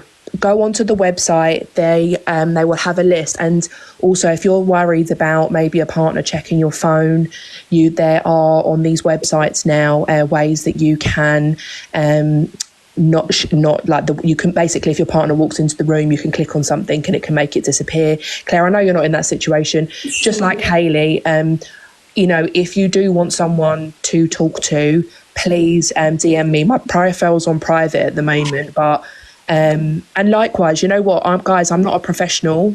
I have worked in the charity fields, but I'm not at all a psychologist or therapist or anything like that. I'm just a woman who is empathetic. And if someone wants to reach out to me I've had it a couple of times on TikTok, and for all of the shit that TikTok does, for those few interactions I've had with people where they have said, thank you for sharing that, right? It's about being seen. It's about being heard, because isolation is the thing that will kill us in the end, whether it's at the hands of the violent partner or because, I think I'm so unworthy and don't want to be here anymore, because that's where I was at. I thought it was my fault. Yeah. Well, I think... And it's not your fault, Claire. It's not your fault. And Claire, can I just say one thing? Like, I can only imagine you might have thought what I thought today, but this is what I was trying to get to, Jelly. Like, obviously when some creators were saying today, let's just draw a line. Yeah. When you do that and you hear such horrific things that have been said, it makes people question what they're doing in their personal life. Is it the right thing to do? And it's also not as simple for some people to just draw a line. And Claire, I want you to think about your own situation and what's happened in your own personal life. Please don't base or judge what you think you should do based on because of other people. Like, your situation, your scenario, why you took these steps in the first place. Please don't let how other people are acting in serious situations deter you from what you have done. I know. And, I deep down, I do know that it was being wrong. But at the moment, my head has gone to completely the other end of the scale and thinking, have I overinflated things? Did I get it wrong? No, love, you haven't. If I had just done this, and then he wouldn't have got, No, honestly, Claire, my heart goes out to you. Listen, you are not to blame. It was not your fault. There's nothing that anyone can do or say that makes a man behave in a certain way, and you're not overreacting. And once of anything is too much, right? Yeah. And once of anything, it's all coming back to me. I used to think, because I grew up with it, I grew up in a very dysfunctional home. And so I used to be used to angry men. I used to be used to someone in frustration, or worse, people saying because they love me that they would punch a hole in the wall, right? What I was taught is that, and the Freedom course is really useful for this as well, is it's teaching me, like, when that man is punching a hole in the door behind me, it's demonstrating his physical violence. Even a man, clenching his fists when he's talking to me, or driving too fast in the car, or, there's so many examples of it. We don't have to wait for it to be the worst time for us to go. Often it is because of the trauma bonding and stuff like that. But if it feels bad enough for you, Claire, then it's bad enough, right? And that's it. Just to say, I am safe. He's on bail for 2 weeks. He's not allowed to come near, so I am safe. And like I said, that when I made the call this weekend, it was by no means the worst I've experienced, and I don't know why this time it was just enough. But I'll just say one thing. Generally, there were 8 police officers came to the house. One of the police officers, because I'm financially dependent and my daughter is from my previous relationship, it was her birthday yesterday, and he was due to buy Obviously he was going to buy the presents for her, and then had said that he wasn't going to, and had sent this terrible message because I hadn't done XYZ, so you're now on your own. Anyway, when I showed one of the police officers this message, he looked at it and he said, is he legally responsible for her? And I said, no. He goes, well, he's got no obligation to buy messages. What are you complaining for? And Claire, listen Is that to what me. he said to you, Claire? No, but it's really common, Dawn. It's really common. Not all police officers are trauma informed or domestically violently informed. And so I was told, okay, I won't go into my examples, Claire, don't listen to any police officer that is giving you that type of feedback. Okay. And, you know, this says more about your ex-partner than it does about you. Okay. I know I keep interjecting, but it's really important when your self-esteem is on the floor for you to realise, right, that none of this is your fault, including the way people talk to you. You need to come into rooms like Jellies, right? And yes, this is sensitive, but 4 women this week will die at the hands of the partner, ex-partner or family member. 3 women are going to unalive themselves this week because they don't feel that they can escape, right? Claire, don't listen to these people because they don't know what the fuck they're talking about. Well, that's why I did come into Jelly's room, because I could feel myself starting to have a bit of a panic attack this afternoon. I was looking around all the lives going on and I saw Jelly's, and I'm sorry, Jelly, because I did say I wouldn't come in and trauma dump, and I've ended up doing it. I wish I could give Claire, you a cuddle hold on, Dawn. Claire, please, you are not trauma dumping. Do not say that. You are not trauma dumping at all. But I just needed to speak to people, and like I said, I'm sat at my computer waiting to try to get onto the live chat with Women's Aid because I can't find a number. Yeah, I think it's about a 25-minute. I just checked, and I think it says it's about a 25-minute wait at the moment. So I have got it open, and I am sat waiting. And, make sure that you stay waiting as well, Claire. Yeah. Claire, you know how much I love you, Claire. Right? We've worked on here together for so long, and I said to you at the weekend when all this kicked off, I said you're not overestimating it. And if anything, you've underestimated a lot, and I think you've defended a lot that you shouldn't have defended. And we do that, you know, we always defend our blokes, you know what I mean? But you are 100,000,000% Claire, you're doing the right thing. And I said to you the other day, you're going to look back in 6 months, a year, and think, thank God I did that then. Wow. You're going to probably say, I wish I'd have done it earlier, because we all say that as well. And I'm sorry I have not been replying to your messages. That's Claire. I understand. I understand. Don't you worry. I'm here. Right. I'm not gonna say, oh, I'm done with Claire because she hasn't replied to my message. I know what you've got going on, girl. And well done for coming into lives like this, because this is where you're going to find real advice and real support, because it's other people that have been through it, and you need to hear from lots of people that have come out the other side. Yeah. To give you some courage and that fire in your belly. I think, like I said, it's just, I kind of just want somebody to hold my hand at the moment. That's what I want. I love you, Claire. Claire, is there any chance that you could contact one of your family members? So I've reached out to my mum for the first time in 2 years. Keep doing it. And there's possible moves for us to have a chat. Yeah. Good. Yeah. That's good, Claire. Just keep doing it. I will do. Guys, I've actually just managed to log on to the live chat with Women's Aid, so I will jump down so I can talk to them. But thank you so much. Oh, Claire, good luck. Listen and don't listen. Claire, don't matter what, right? Doesn't matter how long you've ignored all your friends for. I promise you, we are always there. We're not going to overburden you and be overbearing by constantly messaging, but don't think, I haven't spoke to her for 2 weeks, so I feel bad for reaching out. Just reach out. Thank you so much. Day or night, we love you. Love to you, Claire. Thanks, Claire. Okay, bye everybody. Thank you, Jelly. Thanks, darling. What a woman, what an inspiration, eh? Do you know what? She's helped people that have been at the point of wanting to unalive themselves, right? She's sat on lives for hours and hours and hours with those people, gave them her number, has sent them resources and places that they can get help. She is such an advocate for mental health.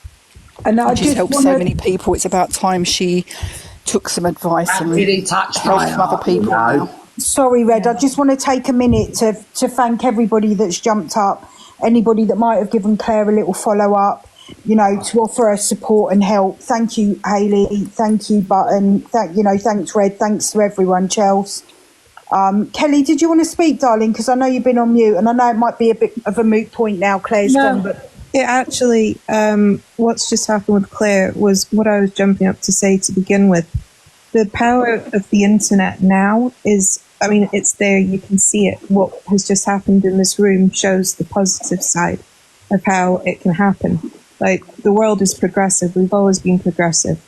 Technology, everything. And nowadays, more and more things like TV and things like that are coming to light online.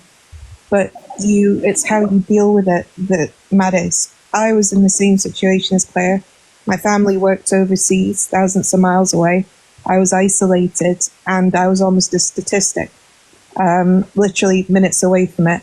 So I had no one at that time, and it was 3 lads who were friends with him who actually saved me, who are now my world. And that, if it hadn't have been for them, and then them calling my best friend who didn't live in the same area, I don't know what I would have done without their strength. Because I was also let down by the police. I was told because of who he was to drop it. And because I had no one else to talk to, really, I did. But nowadays, you can use the internet for situations like this in a tactful way. Look at the information Claire's just been given. Now, I didn't realize that this, because, I figure, well, hey, I'm strong. I didn't realize it was going to bring back things for me. And even listening to a snippet of the phone call and saying that would have inflamed my ex, it would have been like kindling to the fire. I've started having those nightmares every night since. And it'll pass. My OCD gets wound up by it as well, but it passes for me. But people who are just going through it, they now have access to people saying, call so-and-so, go to so-and-so. And that's huge. That's what people should be doing instead of saying, don't bring it, or why are you talking about it on TikTok? No details were given right there at all that could harm her case. But what was given to her was the support she needs, the numbers and resources she needs as well. And one other thing to look out for, there was a woman in America who was actually saved from a situation like this by a hand gesture. She was online, not on, I don't think it was TikTok, but on another platform. And her and her partner were well known for being a happy-go-lucky couple. Everything was tickety-boo and hunky-dory. But she held her hand up in a fist with her thumb tucked in. And people who knew the gesture called the authorities. And she was actually saved from a terrible, horrific situation. So these are the things to look out for before you tell someone, why are you talking about this online?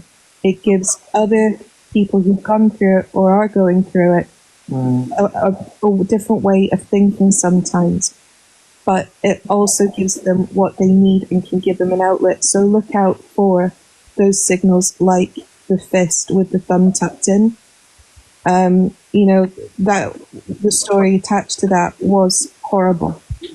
So that potentially saved her, but it also falls on creators and us to monitor how we deal with things online when people are talking, like going, oh, you're trauma dumping, you're silencing them. Don't do that. Until you've lived that trauma, you can't fully understand what they're going through, but try and think about it in ways of what you have gone through anyway, and how much you would have appreciated having that outlet too. And just keep it calm. As much, I know it's a horrible situation, but keep it calm so that people can talk. I think the word trauma dump is really dangerous, and I think it's being really destructive to people, because people, especially in DV situations, are usually isolated because these people they do that very cleverly and very calculated, so that there is nowhere to trauma dump. Yeah, I don't use that term in here, Reg. It is a horrible term, and it's a really horrible term. Yeah. And I think someone feel invalid. Yeah, it's making you feel like your trauma, like you say, your trauma is invalid, or that that you haven't got a safe space where you can actually tell people. And if you've been isolated, you need a space to be able to get the support. Another term for just shut up and go away. Yeah, that's exactly what it's. That's usually you don't want to hear it. I just wanted to say, content creators, we need to change that name for influencers, because that's what you're doing when you speak. You're influencing people. You're influencing people and communities and women. Like Claire came up and said, like, I need to change my mind about going to the police because people made me feel in lives. They invalidated what I was going through, and that was mine and Alicia's fear. Why we stood so strong on it is because not for me, but for other people who are currently in that situation, when they're being told by other women, oh, actually, no, he didn't actually hit her though. He just said it. And then people going through it are like, no, but I didn't get hit. It was different. So it's not abuse. Like, we have to be very, very careful about words we are saying, because it may not impact us when we come offline, but it's people that are left with that, women, and they have children. And I just think it's very careless to throw words around like that are so powerful and impacting people every single day. 100%, Hayley. But I also think it's kind of the counter argument to that is why we as viewers and consumers and people that are seeking, can you shush please, people that are seeking something need to be more cautious about what spaces we are moving in. Yeah. Because to put the label of influencer on somebody that is a box host or a drama talk creator, it is, for me, a wild reach. Do you know what I mean? It's can you? Sorry, the dog's going. Your dog, Jelly. Yeah, it's trying to get in. Such a clout chaser. It's just a wild reach. Just we need to be careful. A lot of these people that are hosting boxes, and I'm not saying I'm in any way, informed enough to be hosting lives like this, but I'm conscious enough that the community that I have around me has resources and has experiences that will know about this stuff. There are many spaces exist that don't, and where we are sharing our stories and what spaces we are using, it goes back to a point that I made at the outset of this live, is that we just need, I don't believe there's any such thing as a safe space on social media, and particularly on TikTok, but there are spaces that are more conducive for you sharing your story than an FYP live or a drama talk live. And we just need to be sure that these are spaces that we're moving in. And equally, these are spaces that we are supporting to make sure that they can continue. Yeah, 100%. I do. Completely. I get that. And I do think it is our responsibility to stand by right creators and leave spaces where we think, actually, we wouldn't accept that. Someone said to me in a live earlier on when I was live talking about it, but he didn't actually hit Alicia. And I said, well, unless you're going to hold the same energy when your 19-year-old daughter comes into the room and says he said he was going to punch me in the throat, unless you hold the same energy for her of, well, actually, he didn't actually do anything, so we need to leave that. That's how we need to, like, we've got our children are watching us also, and we need to deepen issues like this, because it's not a drama talk issue, it's a world issue, and people are going through that right now. So we have to be very careful with those words of just kind of dismissing massive things that come out of creators' mouths like that cause real world like ramifications from it. That's been my issue. Like, I don't want to, it's not even anymore about that for me. It's about how women on this app are reacting to a man saying that. I found that almost I saw that today, Hayley. It's not okay. It's not okay for a grown man to say that about or to any woman. It's not. I've not taught my boys to say things like that. If we all taught our sons, for the women that's saying it's okay, teach your son that it's okay and see what happens to him when he's older. No, and that was sorry, Hayley. That was something I was going to say to Claire, but obviously I respect she had to drop. Whenever I've not been in this situation regarding DV. I'm blessed and privileged enough to say I've not been in that situation. But whenever I'm in a situation where I'm questioning whether what decision I'm making is the right decision, I always like to do what I call third person it, which is explain this situation as if it's somebody else. So we did say this to her. She's got a son and daughter. your daughter's experiencing this, your child's experiencing that, your mum, you know, whatever, third person it. Yeah. And then ask yourself what advice you would be giving that person in that situation, and that will give you the answer that you need. Because I can pretty much guarantee that the answer will be exactly what you're doing and what you're thinking of doing is the right thing in that situation. Can I just touch back on something that I said earlier? Because I still see comments saying that people have to be the ones to look after their own mental health. They do, and that's correct. Like, we all have to look after our mental health. And like I said to Jelly earlier, I didn't know that yesterday would affect me as much as what I felt when I went to bed on my own last night, right? You can be in a room and you can have discussions and you can be involved in the discussions and not be aware of how it's actually going to affect you until afterwards. You can't prepare yourself for that. We can't see into the future.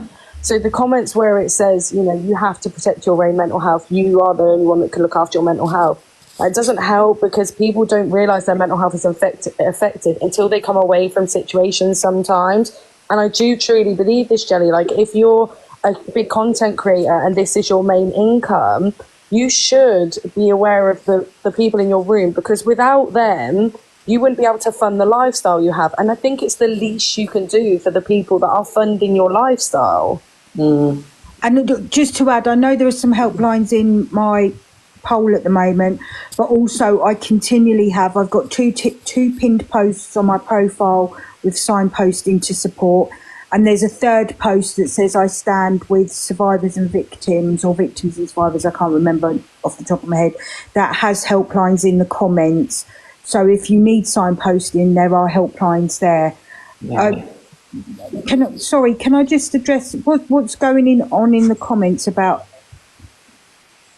Oh, I just said earlier that Chelsea shouldn't have a Purple Heart in her name unless she was going to stand with women on issues related to DV, and she's taken it as a PLM issue, but it's not. It's literally, you know, when we're talking on women's issues and we're backing women, we should back women. And that was all I was saying in the live earlier on. No, that's fine. So all I was going to address, you know, I don't know what it's to do with, but all I was going to address was the fact that this has got nothing to do with personal beef. And if you're trying to beef with Hayley in the boxes, I'm not here for that right now. So, okay, so I'm going to mute you for now. Obviously, you're welcome to come back at another time that you don't want to beef with somebody in my boxes, but, you know, this isn't the live for that, sorry. This is the other issue coming in. Hi, Jane. Oh, the whataboutism as well. You know, can we, for once, we were really focused on this. Someone comes in with a whataboutism. And it's, you know, it's diluting what the issue is. And what it started with is there is a man, there are other women coming forward. Other women have spoken out. Someone else is acting up. But then you get, but what about isms? And it's, you know, people just focus, read the room. It dilutes the message. It dilutes it completely. But it kept happening yesterday, Kelly. Like, you know, Alicia's live was very much talking about DV, and I'm not trying to take away from the fact that yes, men also suffer from DV, but the talk in hand was about the fact a woman had been threatened, and it was about a woman's DV. Exactly. And we kept having to over repeat yesterday, yes, we know men have gone through DV situations. We're not trying to take it away from that. That's not what we're trying to do, but the topic in hand is based on actions that have happened by a male to a female on the app. Exactly. And it's no need for it. Like, no one's saying that nothing is less than the other. That's not what anyone is saying. It's just dealing with the topic in hand. And I think people need to remember that we're not saying that men are any less than us. We're just dealing with that topic. Yeah, and I would say that there is in the post that I've got, there is a helpline for men as well as LGBT. Jane, did you want to add something, darling? Can I? Is that possible? Oh, just give me 1 second, Jay, just because Jane's been waiting a little bit. Yeah, of course. Hi, everyone. Yes, I did want to jump in, Jelly, and say it's really good to see so many women like standing by each other and helping each other out on this situation. You know, I personally suffered serious DV, hence why I hide my face, because of a massive scar that nearly took my eye out. So it really affected me yesterday, and it normally doesn't, but it really did when I seen it on TikTok. I thought, what if women out there are actually going through this right now? How are they going to feel seeing other people supporting a man that's threatening to do these things? You know, and I find it on TikTok that, and maybe other social media apps, that they don't understand or they don't listen to the situation in hand of what women are actually going through right now. I mean, they're declaring it a pandemic because so many women and females are getting abused at the moment. You know, and to hear people say, but he didn't lay a hand on her, he didn't touch her, that doesn't matter. Physical or mental abuse is practically the same. Be stopping someone talking out because they'll think that it's not an issue then. Not relevant. It's more dramatic than it needs to be in their own mind.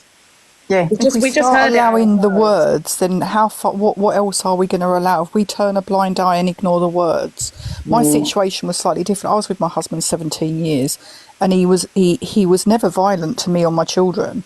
He used to smash my house up when he'd have a drink, lose his temper, smash my house up. And the very last time, I did actually get the police to remove him. And she said to me, "Oh, you do realise this is domestic abuse?" And I was like, "But he's never he's never even like raised a hand to me." And she said, "Do you know how many times we hear that comment? And then a couple of weeks later, we're back and taking the woman to hospital." Yeah, and that's what stopped me in my tracks. And I thought, you know what? You just don't know when when you're letting them get away with so much. Not letting them, you know what I mean. When you're accepting so much, it only takes that one time, doesn't it? Yeah, that's what goes on there, because that's mentally abuse, and they do say mentally abuse is worse than physical abuse sometimes. It lasts longer. The ramifications of it last longer. And I said today on my live, I don't have any bruises anymore, but I still tell myself the same names I was called for 14 years in the mirror because I still hear his voice. And I'm strong and I'm saving other women, but I still hear that. So we need to understand coercive control, financial abuse, SA, physical violence. They're all forms of abuse, and we need to stop telling people that if he didn't do this, it's not abuse. Anything that's toxic or makes you feel bad or leaves you feeling any kind of way that isn't positive is abuse. And we must remember all of those things. Loads of people are being mentally abused, and because they're not physically, they like Red don't understand. They didn't know because no one ever said, actually, that's not right. You didn't know any different. Yeah. Can I? And that's what. Sorry, Jay, one sec. I'm sorry, I know I keep shutting you down. That's what I say. As soon as I shut up, are you free to go, right? That's what I say. When we come off the back of a creator saying something that's divisive, polarising, problematic, the live shouldn't be about them and what they've said. Their lives should be lives like this, amplifying the voices of people. Sorry, Jay, just go. Yeah. Not as in go, but talk, sorry. I'm going to be really quick, I promise, guys. I just want to say, firstly, well done to each and every one of you that are speaking up on DV in all its forms. I don't care who it's against, whether it's male and female. My mum was beaten when I was about 4 years old. I remember everything. So were both of my sisters by my dad. He was imprisoned, believe it or not, for only 2 years. My mum had to have her face reconstructed. I'm not going to go into details. We got taken into a refuge, moved from council house to council house, put in protected custody. And the crazy thing is, even now, 40 years on, I'm still having therapy for traumas that I saw on that day. Guys, please do not send me no gifts, please, none. And my mum, I have to say, each woman or man that comes out the other end of this, I mean, I hear people say we're survivors or we're this. Women are so unbelievably strong and resilient. I think men, they talk on this and they say, oh yeah, men are physically stronger. Yeah, mentally though, I don't know any people that are stronger than a woman mentally. I really don't. To have to go through these things and come out the other end. Now, my mum is my biggest hero. I wrote a story when I was in GCSEs about my mum, about what she went through, and I think each and every one of you women standing out in the crowd speaking against these bigger creators, against this sort of thing is so admirable. Keep doing it, keep fighting, guys, because I tell you now, it really makes a difference. It makes these women or men's voices feel like they're heard when people are standing with these individuals that are making these comments or saying these things. Women or men, they feel like they can't speak out, because if they do, they're just going to get shut down, because these people are believing this rubbish or standing with them knowing that these horrific things are happening behind the scenes, standing with these people that are saying these things. When I saw what Zach was saying, I can't, I'm sorry for the language, but I just can't fathom why anyone, especially women, sit in these lives knowing this is what people are going through behind the scenes. And these are happening now. Women are, even in my lives, the amount of times, and I do paranormal investigations and stuff, and I have women always go, thank you so much for tonight. It took like a couple of hours out of my day where I could smile and be happy, and it fucking breaks my heart, man.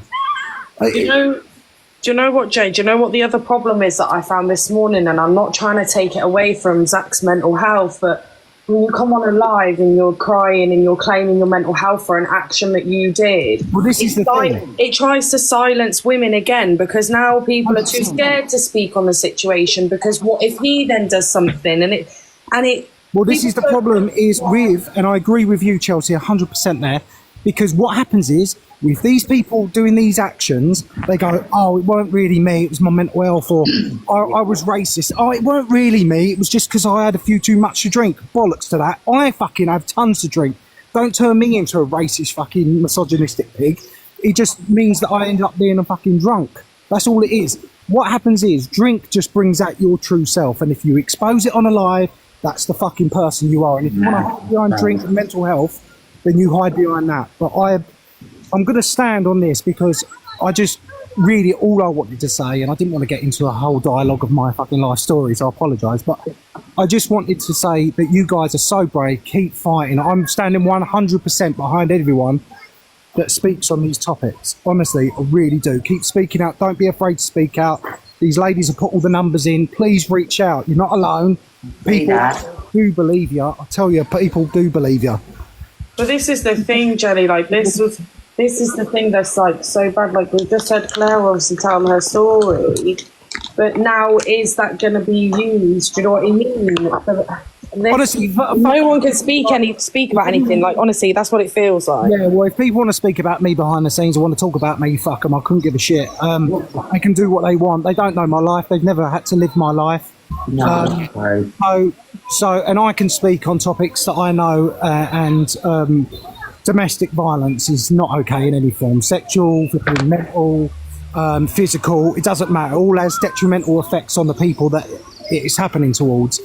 And people that are going through any sort of abuse suffer in silence, and then before you know it, you hear a statistic online that so-and-so's jumped in front of this thing, or so-and-so's jumped on whatever else. These are the things we need to stop. We need to stop, because so many women or men are, I heard just literally this weekend just gone, another gentleman ended his life, and I don't want to talk about it too much, but these people are suffering in silence and passing away when they don't need to be. There's so much more they have to offer in this world.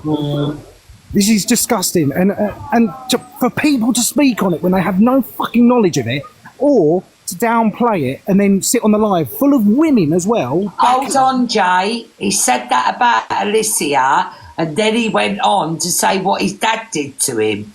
Well, exactly. Yeah, he said some derogatory terms I heard about Dorian and fucking... Yeah, can I just ask, can we just steer away from the creators? Yeah, I won't get into details about that. I will jump out right now, but I just wanted to say big up to you guys. And thank you, Jay, for jumping up and eventually me giving you a chance to speak, but thank you. No, I appreciate you guys. Right, take care one and all, and keep fighting. Take care, Jay.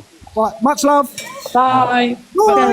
This is my point, Jay. Like, it feels like people are almost scared to talk about such an important situation now, because of what's happened this morning, whereas it should just be spoken on, because it's just highlighting a serious situation, if that makes sense. I think some people use their mental health as a form of control. And that's where it becomes really dangerous. I mean, a lot of abusers say, you know, I only acted this way because, and it's always something to do with mental health. You know, abusive partners say, you know, if you leave, I'm going to do this to myself because you're making me, you know, it's that form of control using mental health. I think it's dangerous. Jelly, I'm going to jump down because I can feel my anxiety getting a bit much. But Thank you, Kelly. Thank you so much. Okay, Kelly. Thank you for letting me up and sending so much love to everyone, and I hope Claire's okay. And you, Kelly. Thank you so much, Kelly. Bless her. I hope everybody on here can take some time this afternoon, as I said earlier this morning, and breathe, just breathe. Because I think sometimes we forget how to breathe properly, and that I mean, I've learnt this in life. It's not good. It makes your anxiety and that worse. If we just learn to take some real breaths, it helps. No worries, Jojo. And do you know this? It kind of goes back to what I speak about. So I've been on live for just over 2.5 hours, yeah, and I take away from this as a box host.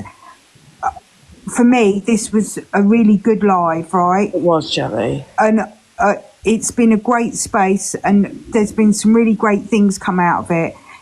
I don't generally block people in my lives. I've had to block more people in this live talking about a serious subject like DV than I've blocked in any other live, which to me is just absolutely fucking ridiculous. And the fact that people will still use it.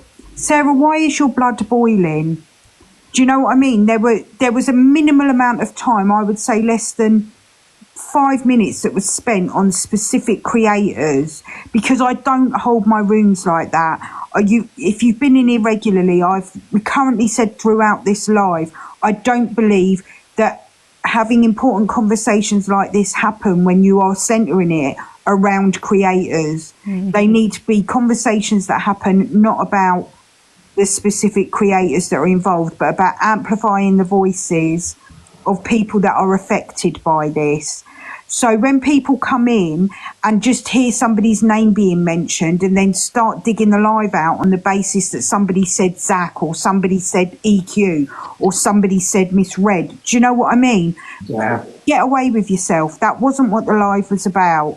And that's not on you as a host as well. I hope people know that. Well, to be honest, Red, I don't care, because if anybody's in here regularly will know that I shut down creator-specific chat because I don't hold my rooms like that. That's not how I hold my spaces. No, don't worry, Jay. It's not a problem. I just don't believe that that's how spaces like this are held, and about how we get any further forward with these subjects. But it's fine, Jay. You didn't do anything wrong. And when I said to you about it, you respected that, and that's fine. And these situations aren't creator specific, because they happen in real life on this app with lots and lots of different creators doing the same not so good things. I'm going to jump down in a second, but I just want to say one more thing. Remember the effect these situations have on our kids as well, because our kids do hear things when we're on live, and I don't think as many people will sit and chat with their kids afterwards and explain, that was well out of order, we don't tolerate that, because I know my kids are in the background sometimes when I'm on live, and we forget how much they can hear. And it's like, when we're in DV situations, we usually talk to our kids and tell them that those situations was wrong, and that's why we get our kids out of it, because we don't want those repeating or it becoming their normal, and then they end up in these relationships. But yeah, talk to your kids about what they hear creators say in the background, because I think that's really important.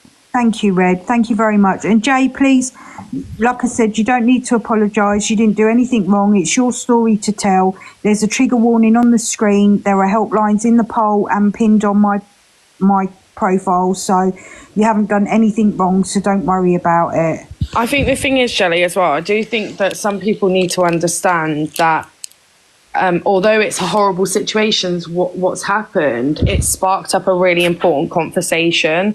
So if people do bring it up, not in necessarily an aggressive way, it's not because people want to necessarily talk about the creator. It's because it sparked up an important conversation that should be being had, regardless of whether someone's done something or not. Yeah, 100. But I think what happens, Chelsea, and what we see happens in so many spaces on Drama Talk in air quotes, is that the host will allow these conversations to continue that are centered around creators, and then the actual issue at the root of it gets lost. Yeah, and it deters. That's why these things don't move any further forward, and that's why I don't believe that Drama Talk is the right place to be having those spaces, and I don't believe that those important issues will be furthered by Drama Talk. Yeah. Yeah. Well, Jelly, you're a lovely woman. You've done a beautiful life. You have. You've done a wonderful life. Take the notice of some of them at the bottom because they're non-applicable. It was a needed live, especially after the last couple of days. And that's all I want people to do, Chelsea. I just want people. Thanks, Kels. I just want people. Is there any clarification on this? And Jay also said there's a lot of women on. Sarah, I'm lost with what Sarah's saying. I don't know what you're talking about, Sarah. Sarah saying her blood's boiling. I don't know. I don't know what Sarah's talking about. She's frying my brain a little bit, to be completely honest. Yeah, me too. Yeah. It's an important live, and I'm glad you had it because, and for anyone that was here that heard Claire's story, and for anyone that feels like their situation, that the situations that have happened after those last couple of days has made you question whether you've done the right thing or not. Please, you are the only one that knows your situation. And if you thought your situation was bad enough that you felt you had to go to emergency services, please don't stop going through that because of what you've heard on the internet, because people on the internet they can't see your situation. And I think that's the important thing at the moment, if you get what I mean, Jelly. Like, I don't want people to question their situation due to what they've seen on the internet. And I think that's really important for people to not do that and people to be supported in not doing that. No.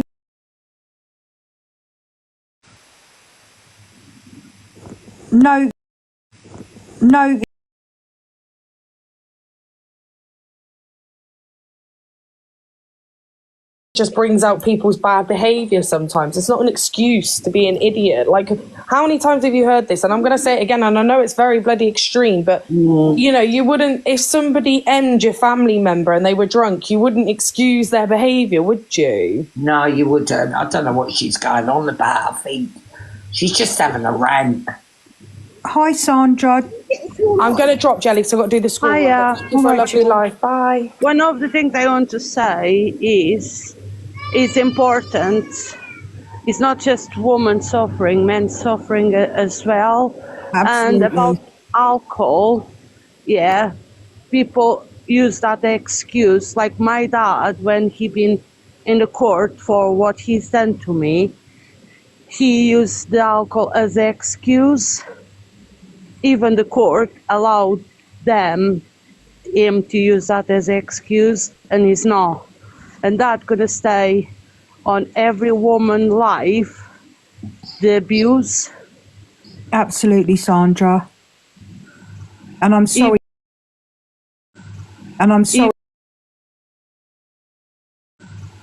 That you experienced that as well, and that was put on you as it being a justifying reason for the abuse, because it's not. And it's not. And my dad used that a lot as an excuse till even now, and I'm 40 years old, he still uses that as excuse. Yeah, that's not okay. And that is what Jay was saying, that it's not okay to do that. And it's first time I'm talking about public about that. You're not saying as well. That's the whole thing you've been saying the whole time, that it is not an excuse. Sorry. Sorry, Jenny, I'm going to drop. All right, Dawn. Thanks. So lovely to be on here. It's been lovely. All right, thanks, Thank Dawn. you, darling. All right, darling. Take care. And another thing about men, my partner at the moment, he suffered domestic violence against her partner, domestic violence him, and it's okay for a woman to domestic violence a man, and I think that is wrong. Yeah, absolutely. I mean, DV in any form, it doesn't matter. You know, for me, DV is genderless. It doesn't matter what gender you are. Anybody can be subjected to DV, and it doesn't matter whether it's, you know, male on female, female on female, female on male. Do you know what I mean? It doesn't matter. Yes. It can affect anybody.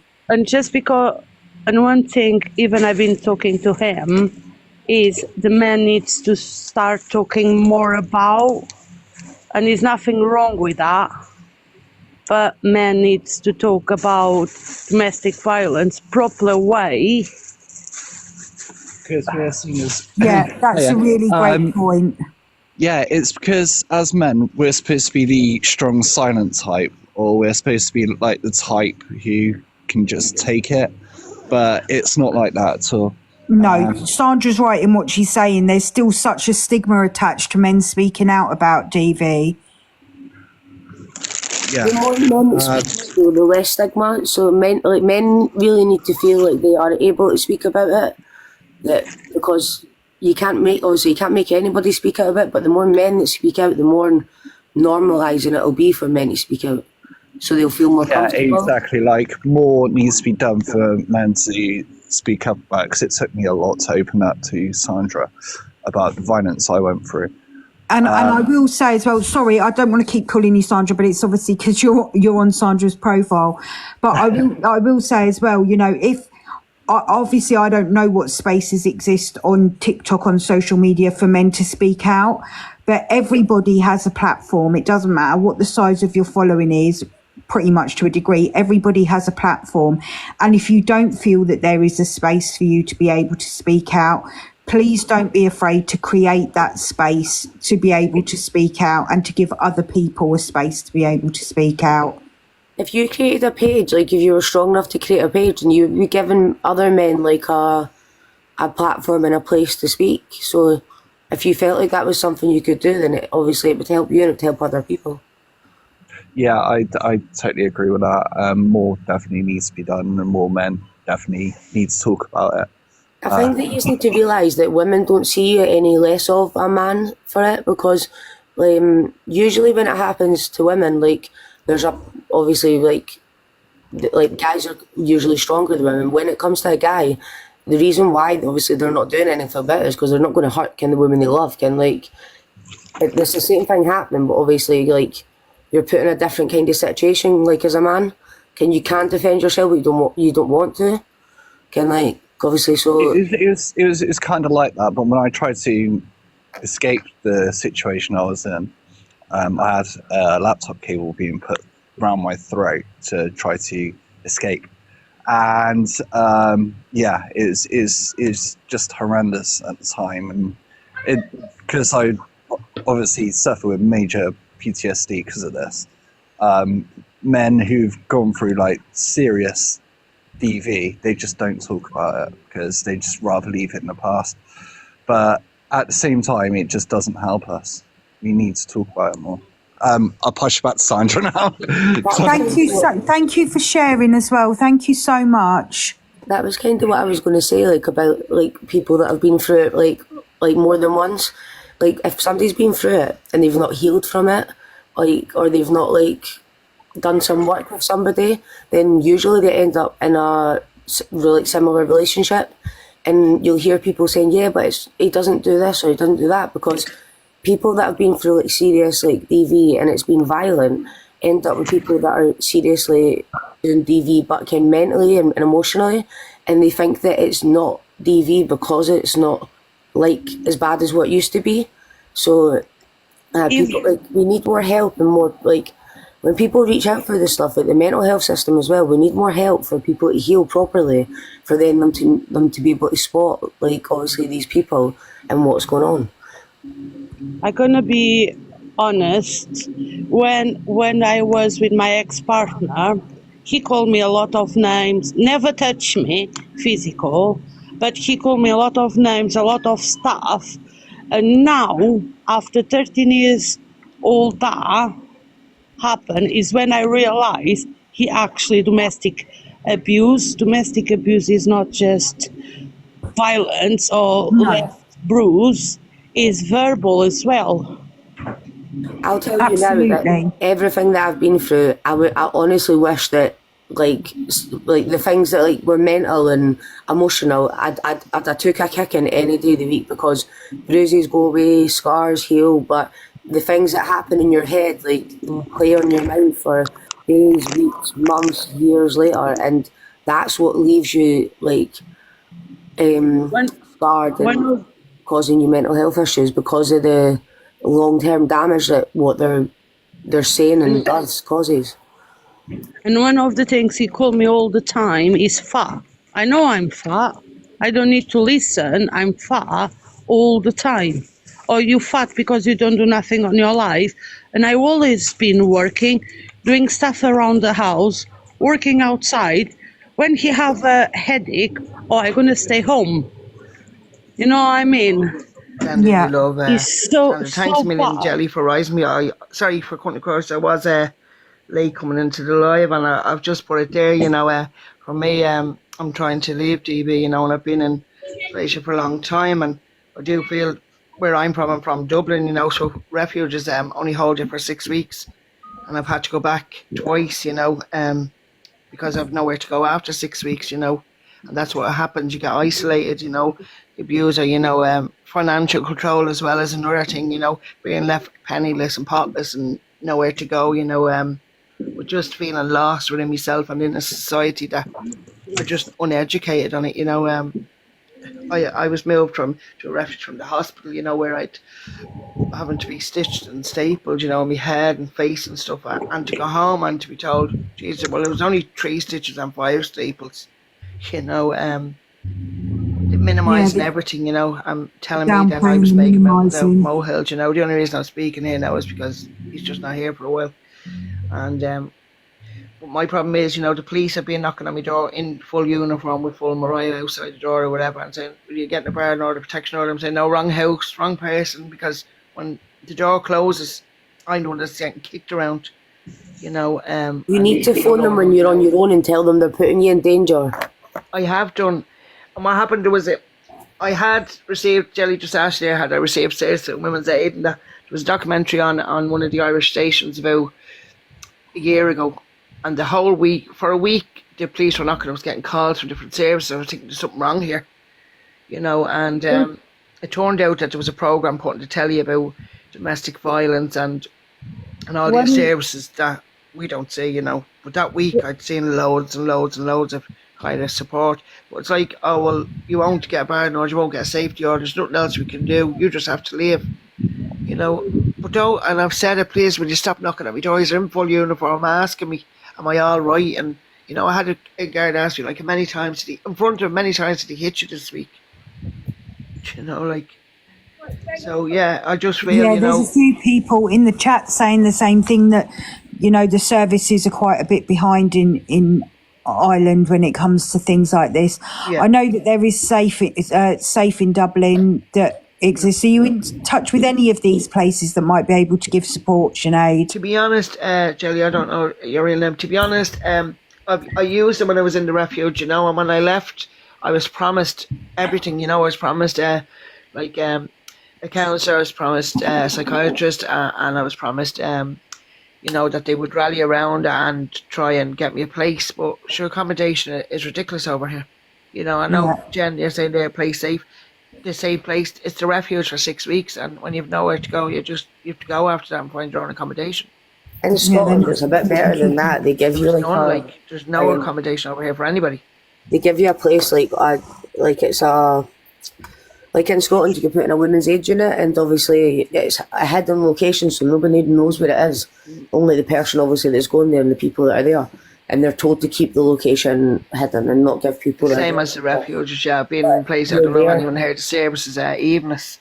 Yeah, And until they through Will find and Jade. somebody else Like to I do. was ringing 999 for donkeys, like for a long time on the tapping, and I'd get out and I'd ring them and say, I'm out, would you like get me to say, what do you mean, what do you want us to get you for? I was saying, well, just help me get away. And I was ringing Women's Aid helpline for months and months and months on end. And it was one night I rang, it was the early hours in the morning, and I got through a male who I'd never heard for the first time. And he told me, I never knew about Refuge, never knew. And it was a male on the phone of Women's Aid who told me, you can go to a refuge.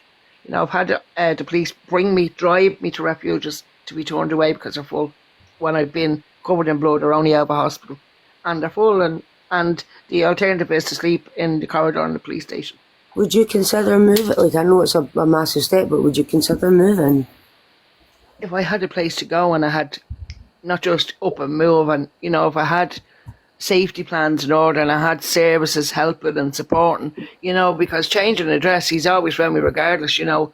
Like, for example, like if you were to like take a big leap and like move to Scotland or England, if you planned it all and you got in touch with services and stuff for them to set up a place and stuff, can you? Because like I want you to escape with your life. Do you know what I mean? Like I want you. Oh yeah, I understand. You know, I really get where you're coming from. I would, but I just, if I was, see, the problem with me is, you know, all the promises that I've got, you know, from service, starting getting emotional, you know, and just to feel then that you don't have a voice, you know.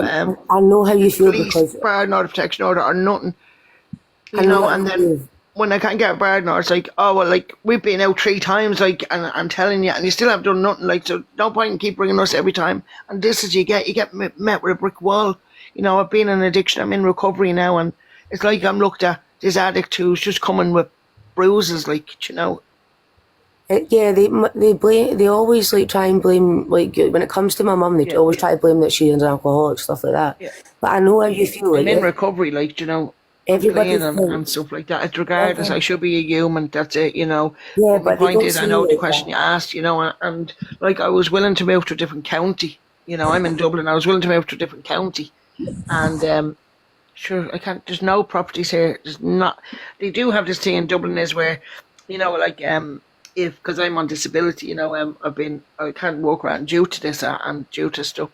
But they have this thing where they give you extra kind of rent allowance, you know, if you're coming from a situation like that. But sure, there's no place. There's nowhere.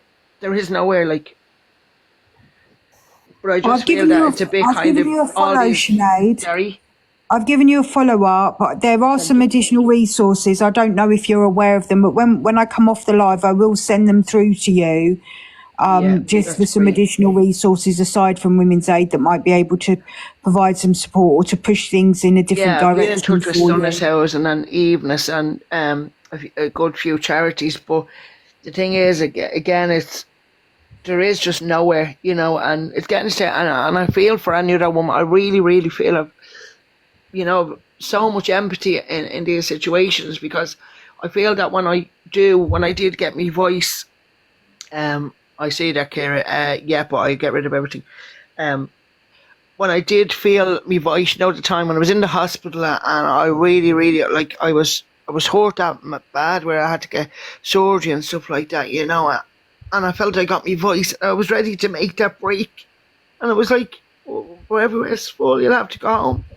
I was like, Jesus, please, like, I'm ready, you know, and I felt so proud of myself, I felt so strong, and, you know, it really felt like I was on top of the world, I'd made it, you know, kind of that way, and I was like, well, sure, where are you going to go now, like, and I was saying, can you, and I was like, no, like, where are you going to go, and I was thinking, Jesus, and how small I felt after that, you know, I really just felt like I was just stood on or spit on, or, you know, it was like, I think it's because I got so let down, because I was really, really felt strong in myself, determined. Even the way I held myself, I wasn't looking at the floor anymore, and afraid to look up, or afraid to look at someone in case, do you know what I mean, or afraid to, you know, say something in case it was the wrong thing I wasn't allowed to say. I really felt strong, and I was looking up, and for the first time I could see trees and stuff, and it might sound strange to people, but I'd got to that place of strength within myself, and, you know, I realised the sky was blue because all I ever looked at was grey pavements and couldn't look up,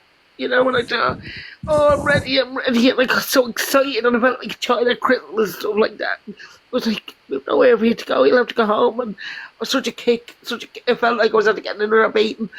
You know, the violence I have and the DV I go through is financial control and stuff like that. Like if I go to the shop and I get beans instead of peas, I get hit for it.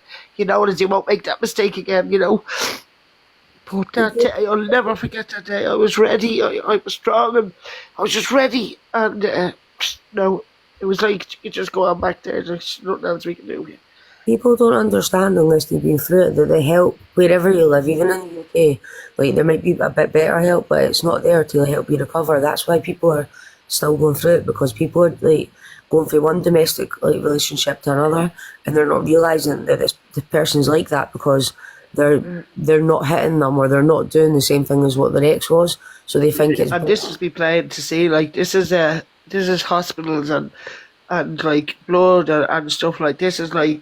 You know, this trigger one, like I was in hospital, as I said, when I went back, it was like, for fuck's sake, like, Jesus, where's that to open you up? You only got 4 staples and 7 bits glue here and there. It was like only, and minimising everything, you know, and it became to say, well, I was just someone that was there for cooking, cleaning and sex, you know, and that's all. And I, you know, I became accustomed to that, which is wrong, but I never forget the feeling of euphoria and, you know, really, really, I've made it in life and I've never experienced this feeling, you know, for it to be just kicked from underneath me. See, in Scotland, like I know obviously it's a far place to travel for it to be safe and you shouldn't have to, but like in Scotland, like you would at least get put in if you didn't getting a domestic violence shelter, you get put in homeless accommodation and you get put in that until you got your own flat. And because obviously you're the thing is, I get very angry, you know, with all this stuff, you know. I'm thinking, like, I heard that day about Keanu Dons, you know. I always say I stand with people like that, but I get very, very angry that I promise the sun, moon and stars when you do eventually leave. And I'm not looking for anything to be moved. I'm not looking for an exception. I don't want to be treated differently, do you know what I mean? But to be told, like, you either do this, when we knock at the door, you get him charged, you know, and if not, well then, you know, just be done with yourself, you know, and it's really, I understand, I get it, I genuinely, and this question that's always around, it really annoys me, is why don't you just leave? You know, it took me years to realise that I wasn't the problem. Yeah, I took me years to realise I wasn't the problem. I thought, no matter what happened, it was my fault. I'm not able to manage my money, give it to him. I'm not able to do it on my own. I can't go to shop on my own. I can't look wrong. I'm walking wrong. I'm talking wrong. I'm dressing. Everything. I really believed that was me. Really believed it. It's what narcissists do, you know. And when you're sitting penniless and potless and having to rely on your abuser to ask him, is it okay? Like, I've often have to sleep on my own bedroom floor because the noise in my bed, the springs, you know, and if I need to go to the toilet during the night and I make that noise, you know, or I've often slept on my own floor through fear of waking them up and having to go through it, you know. My ex used to do that to me as well. I wasn't well, I had sciatica, and the bed used to make a noise every time you moved, and he actually turned round at like 6 weeks into me being no well and was like, I'm fucking sick of you being no well. Yeah. And I ended up just sleeping on the couch till then, because obviously I didn't want to be crawling over him and waking him up because he's moaning about he's got work. Try to explain to him I've got work day and I'm trying to hobble about like this, I'm greeting in pain in the middle of the night. And for anybody out there listening to us or any of the girls, it's not your fault. No matter what, it's not your fault. Please don't take the blame. I know it's hard when you're in it. I get it. I understand. Yes, I really relate. I know when it's hard when you're in it. I really, really do. And I'm actually happy. And sorry, what's your name? I was just talking to you there, Bailey. Yeah, Bailey. That's my dog. I'm Chelsea. Okay, Bailey. And I get where you're coming from. You know, moving. And I'm absolutely delighted. And I'm thrilled for anybody that's at that phase over in Scotland or England or wherever you are that you have them resources. You know, I really, really am. And I'm proud of everyone for speaking up and standing up, you know, and for anyone here in Dublin that's in the same circumstances as me, just hold on. Just hold on. It has to get better than this. It has to get better than this, you know. Like, I am away from it and stuff, but like it was just in April that my ex jumped through my patio door. Like, I live on the ground floor, and he literally jumped through the patio door. and we started going mental in my house. So like I am away for like the danger of them causing me to hang me, but I've like when you're away for the danger, you're then left to deal with it on your head. So it's a different problem that you've got. Yeah, and I always thought this was a me problem, and I know No, it's today. not. Honestly, I promise I know you. today that I am not to blame for anything. I'm not to blame for He's what responsible for what he's done. continues, and I'm not to blame for the lack of services, you know. But I do still, I have a bit of grit and determination, you know, and a bit of digging deep, you know. Like I've no children, I've lost children, you know, I've lost 6 children, and a lot was to do with what I'm going through, domestic violence, you know, and others were through abuse, through sexual abuse and stuff like that. And I'm grateful in a way, you know, that I'm not dragging them through this, you know, that I'm not what I did. Sorry, You know. Sinead, I don't mean to cut you off, darling. Can I just need to shut down. Oh yeah, shortly. no worries. I just wanted to I was say- going to go on anyway. I'm just going to say thanks for allowing me to speak. No, Thanks for don't giving thank me a me, voice. Sinead. Thank you. Thank you for being brave enough to jump up and speak your truth and to tell your story. And I'm just sorry that you're experiencing so much hardship in being able to try and get help and support to get away from it. But I'm conscious that Danielle's in the box as well. So Oh, I sorry, also Danielle. Jesus, I'm sorry I didn't even see it. no, Love, that's all right. I Don't say apologise. so. I just wanted to give Danielle a chance to talk before Yeah, I Jesus, need to and go. everybody, and it's amazing that there's strong women and men that have a voice today, and I don't know yous, but I'm proud of each and every one of yous, and keep talking, you know. It's really inspiring. Thanks again, Jelly, for giving me Thank you, Sinead. Thank you, Can darling. you throw me out because I haven't a bleeding notion Of how I course, even- darling. Thank you so If you much. need to speak to somebody, you can message me.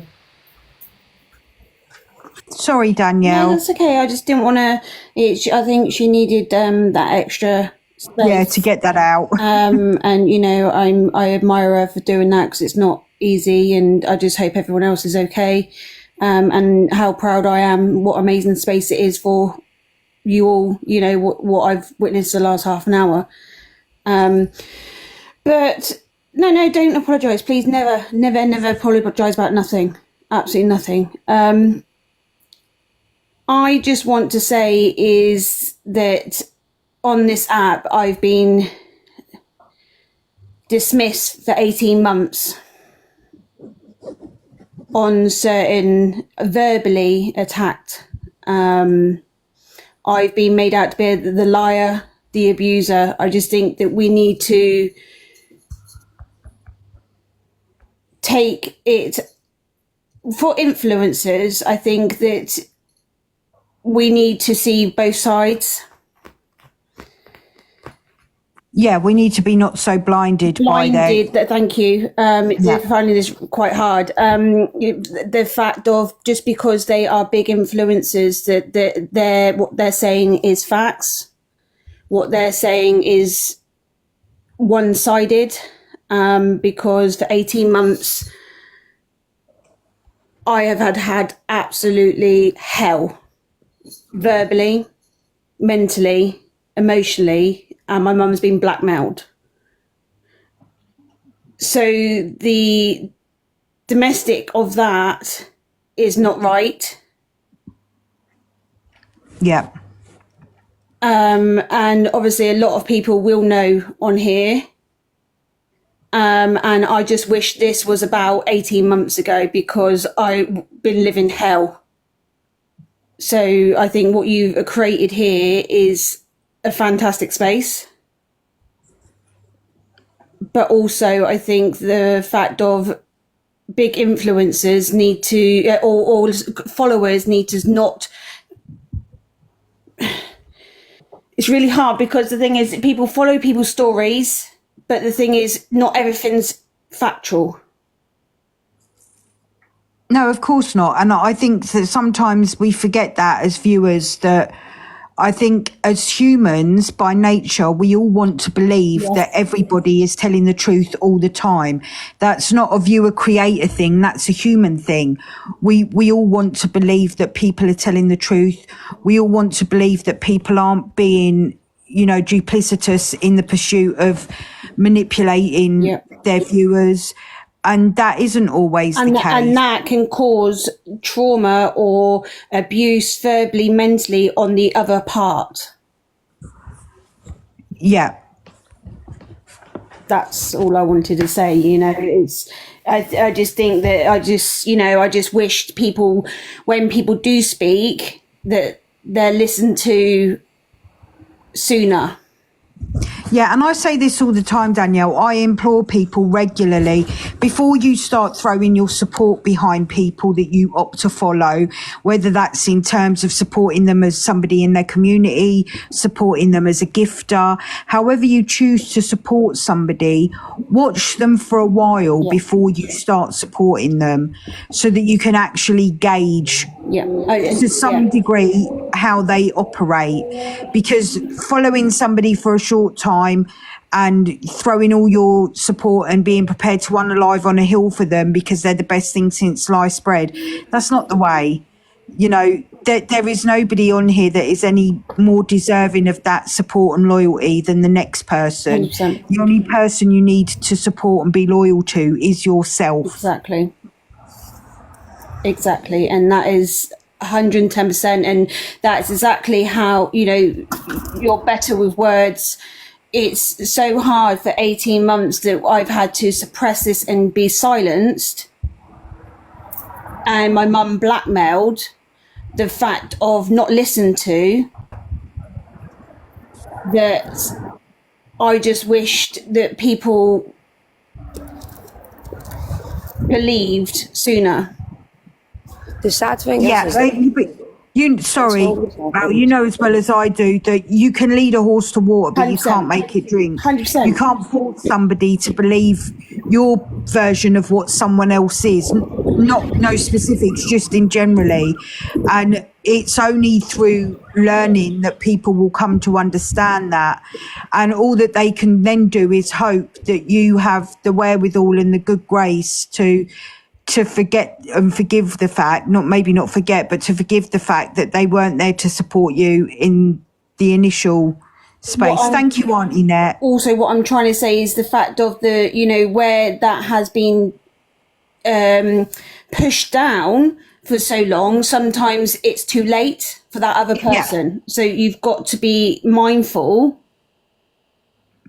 Yeah, sometimes you're closing a door that can't be reopened. Or burning a bridge, so to speak, that can't be rebuilt. Yeah, I'm obviously listening to Sinead. I'm lost, but obviously I know what I'm trying to say. Obviously, I don't bring anything, you know, names onto here, but I just wish this live was about 18 months ago to, you know, because I don't think I would have lived in hell. See what you've been through. Like, I had my ex's family like start a pure hate campaign against me because they didn't believe that he'd done what he'd done. Like, he took 3 videos of himself arguing me in my sleep, and there's an audio confession. And I've been called like all the names under the sun. They started all sorts of rumours. We live in the same city, and it's not like it's a big place, and I need to deal with that. Like, and I was away with my friend like 2 or 3 months ago. And as soon as I came back, my anxiety was really bad. I was stressed, and I realised obviously it relates a lot to my house and a lot to obviously staying in the same area. And so I'm literally going to have to move and uproot my whole life, because never mind if, like, obviously he'll be out in the next 2 years. Obviously I have to put up with people having snide comment. And the thing is like, if any of these people came to me and was like, show me the evidence, I would show them, not the videos, but I've got the audio confession. I would let them hear it, because it's not court evidence anymore. But not one. Yeah, but you know as well as I do, you could show them everything in black and white. There'll still be people that won't believe it. Well, this is an audio confession, so if you don't believe it after that, then it's just ludicrous. Well, I've got it all on my story. They've never seen all of it. Basically, they've seen one screenshot, and they think that one screenshot's what got them convicted. So. But yeah, I have to put up, like, his family, basically, his brother's girlfriend, she hunted me down on Facebook and was, like, scrolling through my Facebook, like, being nosy, and she was that, like, daft that she, like, pressed add friend, came by accident. I had to prove having chemo, because I was told that I wasn't having it. That's shocking. That's on live. It's all on my stories. I've been silenced for 18 months, and I've always spoke out, and no one's listened to me. And I'm sorry it's happened to all the girls on this app, basically. I'm sorry that nobody's listened to you. I'm sorry. Like, do you know what? I will say that. See, like when it comes to police and stuff, right? I've got 7 cases against someone on this app. They don't do nothing. I'm not going knocking the police, right? They try, but see, when it comes to the police, it's like when they think it's a back and forward thing, and when they get the guy's side, they've got a biased opinion. And when it comes to like DV, the only people that actually understand it quite well is the domestic abuse investigation unit. So when you're dealing with like the normal police, like they have no clue, and they're quite brashy with their comments. Well, why do you not just block them then, or why do you not just leave? Do you know what I mean? Like they've got no insight or understanding. So it makes women feel worse. Like I think the police. And if only it was as simple as just leaving, do you know what I mean? Then we'd have no cases of sustained long-term domestic violence and abuse in the country. That's not the case. Sorry, I never thought of that. I'll just leave. That thought had never occurred to me. Thanks so much for that really smart suggestion. Or my ex, he's still harassing me now. 2019 we got together, 2020 we broke up, right? And then he breached his non-harassment order. They're not worth a fuck. He got away with breaching his non-harassment order, telling me that I deserve to be hard because I've left him, and stuff like that. He got fined £50 for breaching his non-harassment order twice. It took me 9 months to find the guts to report him for it, because I felt bad that I was going to get him jailed. Why did I feel bad? You got empathy and you got a heart. You're human. Aye, and but still he deserves it. But the jail's not a nice place. It's not easy either. So I didn't want to put him back in jail. And he ended up having my dog helping me. Apparently, this is what they do. They were on their way in and speak to you, and then they're like, "Oh, I'll help you." And he had my dog, and he had £135 of my money, and they wouldn't give my dog back, and I went to his door, just because it was a big argument, and then I got my dog back. He posted my £135 of my money down the drain, left me stranded in the middle of nowhere, and obviously the police have ended up involved. Me, him and my boyfriend at the time have ended up getting obviously in trouble, because he's pressed charges against me. I was always trying to get my dog back and my money. If he gave me my money, I would have been away in a taxi. And he's caused all of this, and he's using the courts and the police to try and torture me. He doesn't want to go to the court, and he's not going to give a statement. But they're literally threatening him with jail, if he doesn't take part in the court process. But he's been using the whole court process just to try and wind me up, phoning me and that, telling me I'm getting done with all serious stuff, and I'm not. And it's like a stupid breach of the peace or something. I do know that there are a couple of people in the boxes, and I'm going to apologise, because obviously I don't want to shut this conversation down. I know what I wanted to say, but obviously I just want people to just obviously listen, please. Yeah, to be more cautious. Yeah. Not everyone is there. You don't need validation off no one. You don't need acceptance off anyone. Do not throw money at anyone. But please, not everything that these big creators say are factual, please. Yeah, and like I said, I'm sorry, I don't want to shut it down, because it is an important conversation. Anyway. But I feel awful, but I do need to go. Thank you, Danielle. Yeah. Thanks, Belle. Thank you very much. And just big thanks to everybody who has jumped up today, has shared their story, to those that have offered support and help. There's just not much else I can say. Just remember that we need to amplify the voices of people that are affected and victims, and not perpetuate the voices of these creators who have got their own spaces. So thanks so much, everyone. Excusing people's behaviour because they're a TikTok creator. Yeah. And 100%. I just wanted to say as well, I never said this, but I've got borderline personality disorder, and I'm really sick of that, getting dragged through the mud and blamed for everything. There's a lot that's weaponised. And all, I was blamed for a lot of abuse as well. It's not acceptable. I've got plenty of acronyms for mental health issues, and I don't use any of them to abuse people. So it's not an excuse when it's whether a man's using them or whether a woman's using them. It's not an excuse. Yeah, there's a lot that's weaponised on here. But yeah, thanks very much for jumping up, and thanks so much, everyone. I shall see you. God, what we today, Wednesday, probably Friday. Thank you. Thank you for doing this live. Bye. Thank you. Thank you for doing this live. Bye.